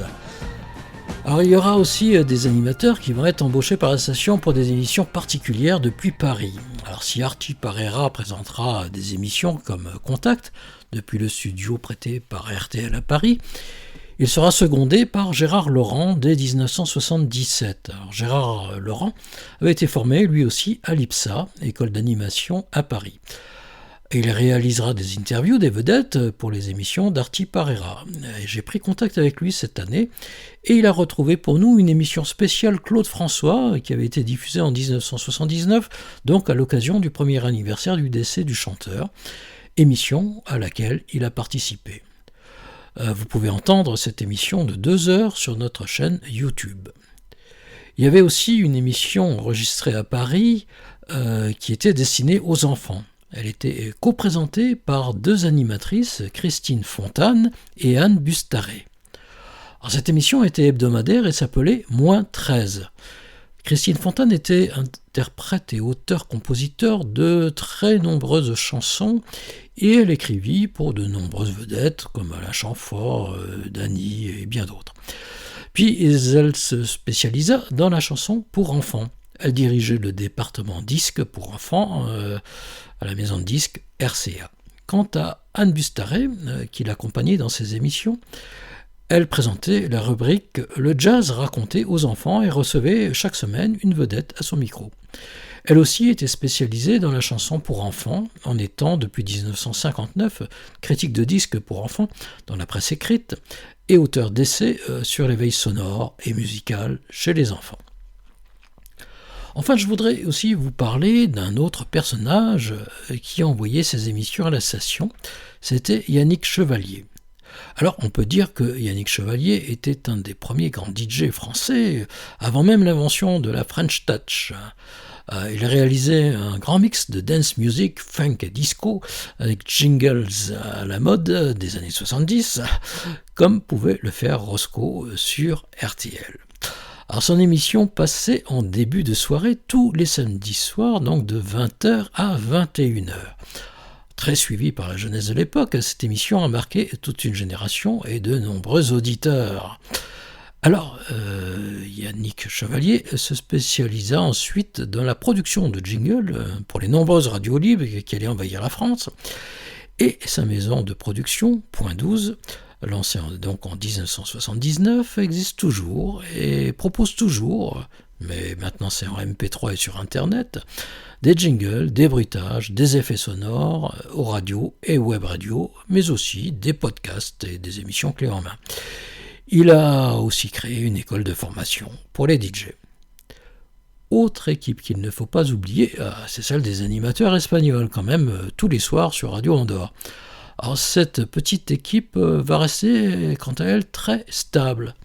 Elle est composée toujours de 2 animateurs qui sont Gualbert Osorio et Angelines Guterres.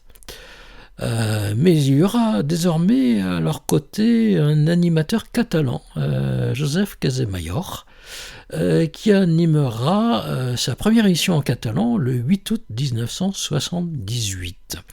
Alors, cette émission sera diffusée chaque soir de 21h à 22h30 jusqu'en 1981. Comme le magazine des Pays d'Oc ou le magazine du Pays Basque, elle s'appellera tout simplement le magazine des Vallées d'Andorre, mais en catalan, mais comme je ne parle pas, je ne vais pas me lancer dans cette aventure. Cette émission traitera donc de l'actualité artistique, économique, sportive ou touristique de la Principauté. Un petit avant-goût de ce que pourrait devenir finalement Radio Andorre si elle devait être nationalisée en 1981. Alors j'ai eu un petit échange avec Joseph Casemayor qui m'a transmis ses archives en janvier 2014. Alors on a parlé tout à l'heure de Discotissimo, l'émission de Yannick Chevalier. Alors on écoute un des grands succès de dance music de 1976, c'est Everybody Dance de Chic.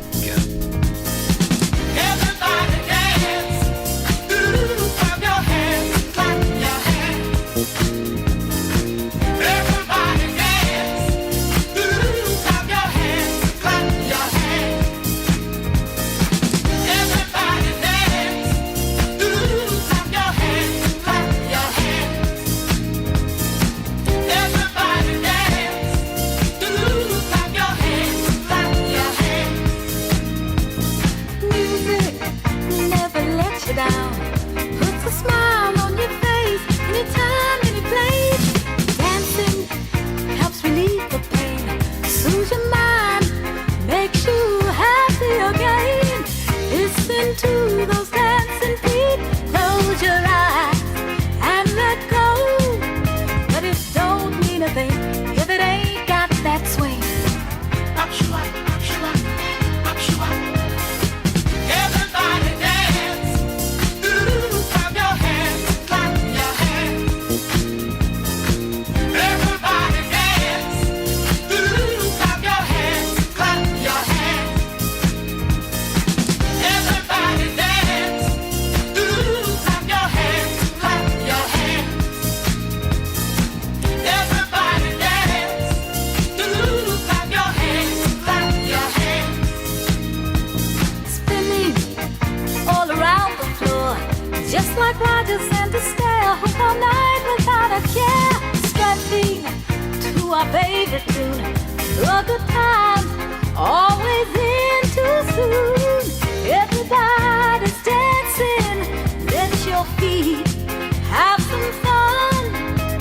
Come on, everybody, get on your feet, clap your hands. Everybody screaming. Everybody dance. Ooh, clap your hands, clap your hands.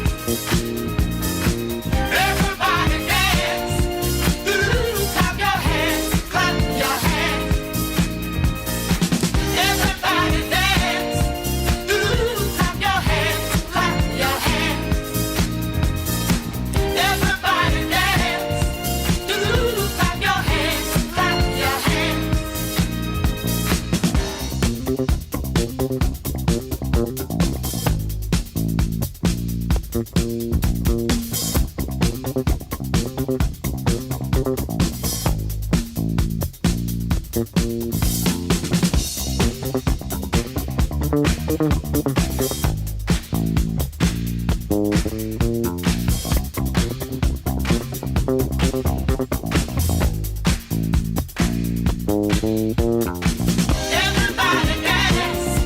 Ooh, clap your hands, clap your hands. Everybody dance. Ooh, clap your hands, clap your hands. Everybody dance. Ooh, clap your hands, clap your hands. Everybody dance. Ooh, clap your hands, clap your hands.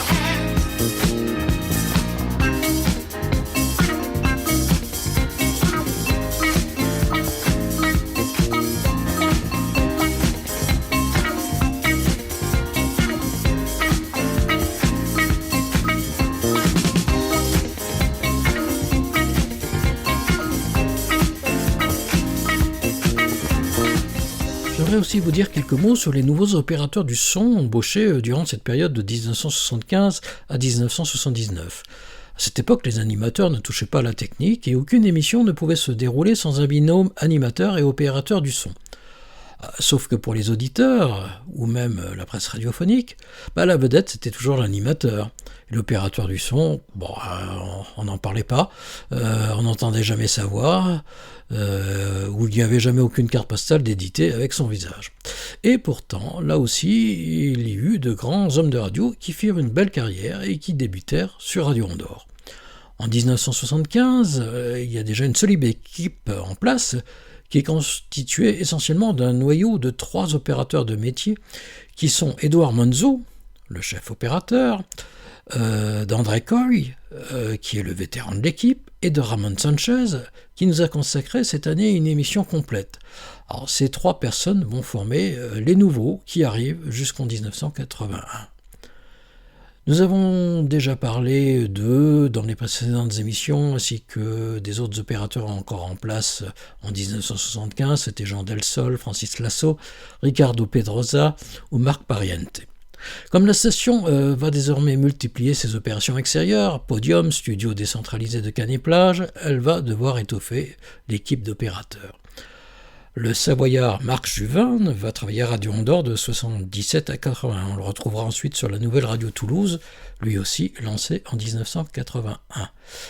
Thierry Morat a 17 ans lorsqu'il rentre à Radio Andorre à l'été 1979. Lui aussi il rejoindra l'équipe de Radio Toulouse en 81. Puis il va continuer son métier à Paris sur les nouvelles radios libres des années 80 et notamment sur Radio Service Tour Eiffel. connu des Parisiens. Puis il reviendra en Andorre lors du lancement de Radio Valira, la petite radio privée aux côtés de Gualberto Osorio, vous savez, l'animateur espagnol, et de Ramon Sanchez dont je vous ai parlé. Le 15 décembre 1990, il rentrera comme technicien à la nouvelle radio-télévision nationale d'Andorra. Et aux dernières nouvelles, il y est toujours. Voilà, du côté des techniciens affectés à l'émetteur, donc à Ancan, on embauchera quelques nouveaux comme Michel Roche ou Patrice Lavigne. Michel Roche entrera à la station en novembre 1976 et il sera chargé des ondes courtes. Et donc c'est lui qui installera la nouvelle antenne ondes courtes juste à côté du bâtiment émetteur d'Ancan. Je crois qu'elle est toujours en place actuellement. Et après la fermeture de Radio Andorre, il entamera une carrière dans l'électronique. Quant à Patrice Lavigne, il sera lui affecté à l'émetteur onde moyenne de 1977 jusqu'à la fermeture en 1981. En 1982, il rejoindra le service de reportage d'Antenne 2, la deuxième chaîne télé du service public français. Il fera d'ailleurs toute sa carrière à France Télévisions jusqu'à sa retraite en 2012. On aura plusieurs échanges entre 2012 et 2019 et il me transmettra ses archives photographiques et administratives que vous retrouverez sur le site Aki Radio Andorra.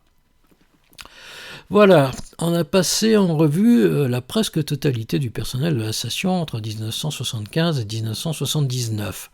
Il manque encore quelques noms pour lesquels je n'ai pas d'infos particulières ou qui ont fait un très court passage à la station. Alors s'ils écoutent ces émissions, qu'ils n'hésitent pas à laisser un commentaire d'ailleurs sur la page Facebook ou sur la chaîne YouTube de Aki Andorra. Ils peuvent aussi me contacter, c'est assez facile sur les réseaux sociaux. Avant de vous dire au revoir, merci encore à tous les contributeurs pour les archives sonores de cette émission. Donc j'ai déjà cité Dominique Duet, Michel Lacoste et puis bien sûr François Chevalier. Merci aussi à Christian Milling pour la diffusion en ondes courtes. Et si vous avez aimé cette émission, n'oubliez pas de la liker sur YouTube, sur Mixcloud ou sur Facebook. Et vos commentaires feront toujours plaisir. Et si vous vous abonnez à notre chaîne YouTube, eh bien vous aurez la possibilité d'être prévenu de la diffusion de notre prochaine émission Histoire racontée de Radio Andorre, qui sera cette fois la dernière, car elle abordera la fin de la station et sa chute en 1980-1981. Bonne soirée à tous. Aquí Radio Andorra, emisora del Principado de Andorra.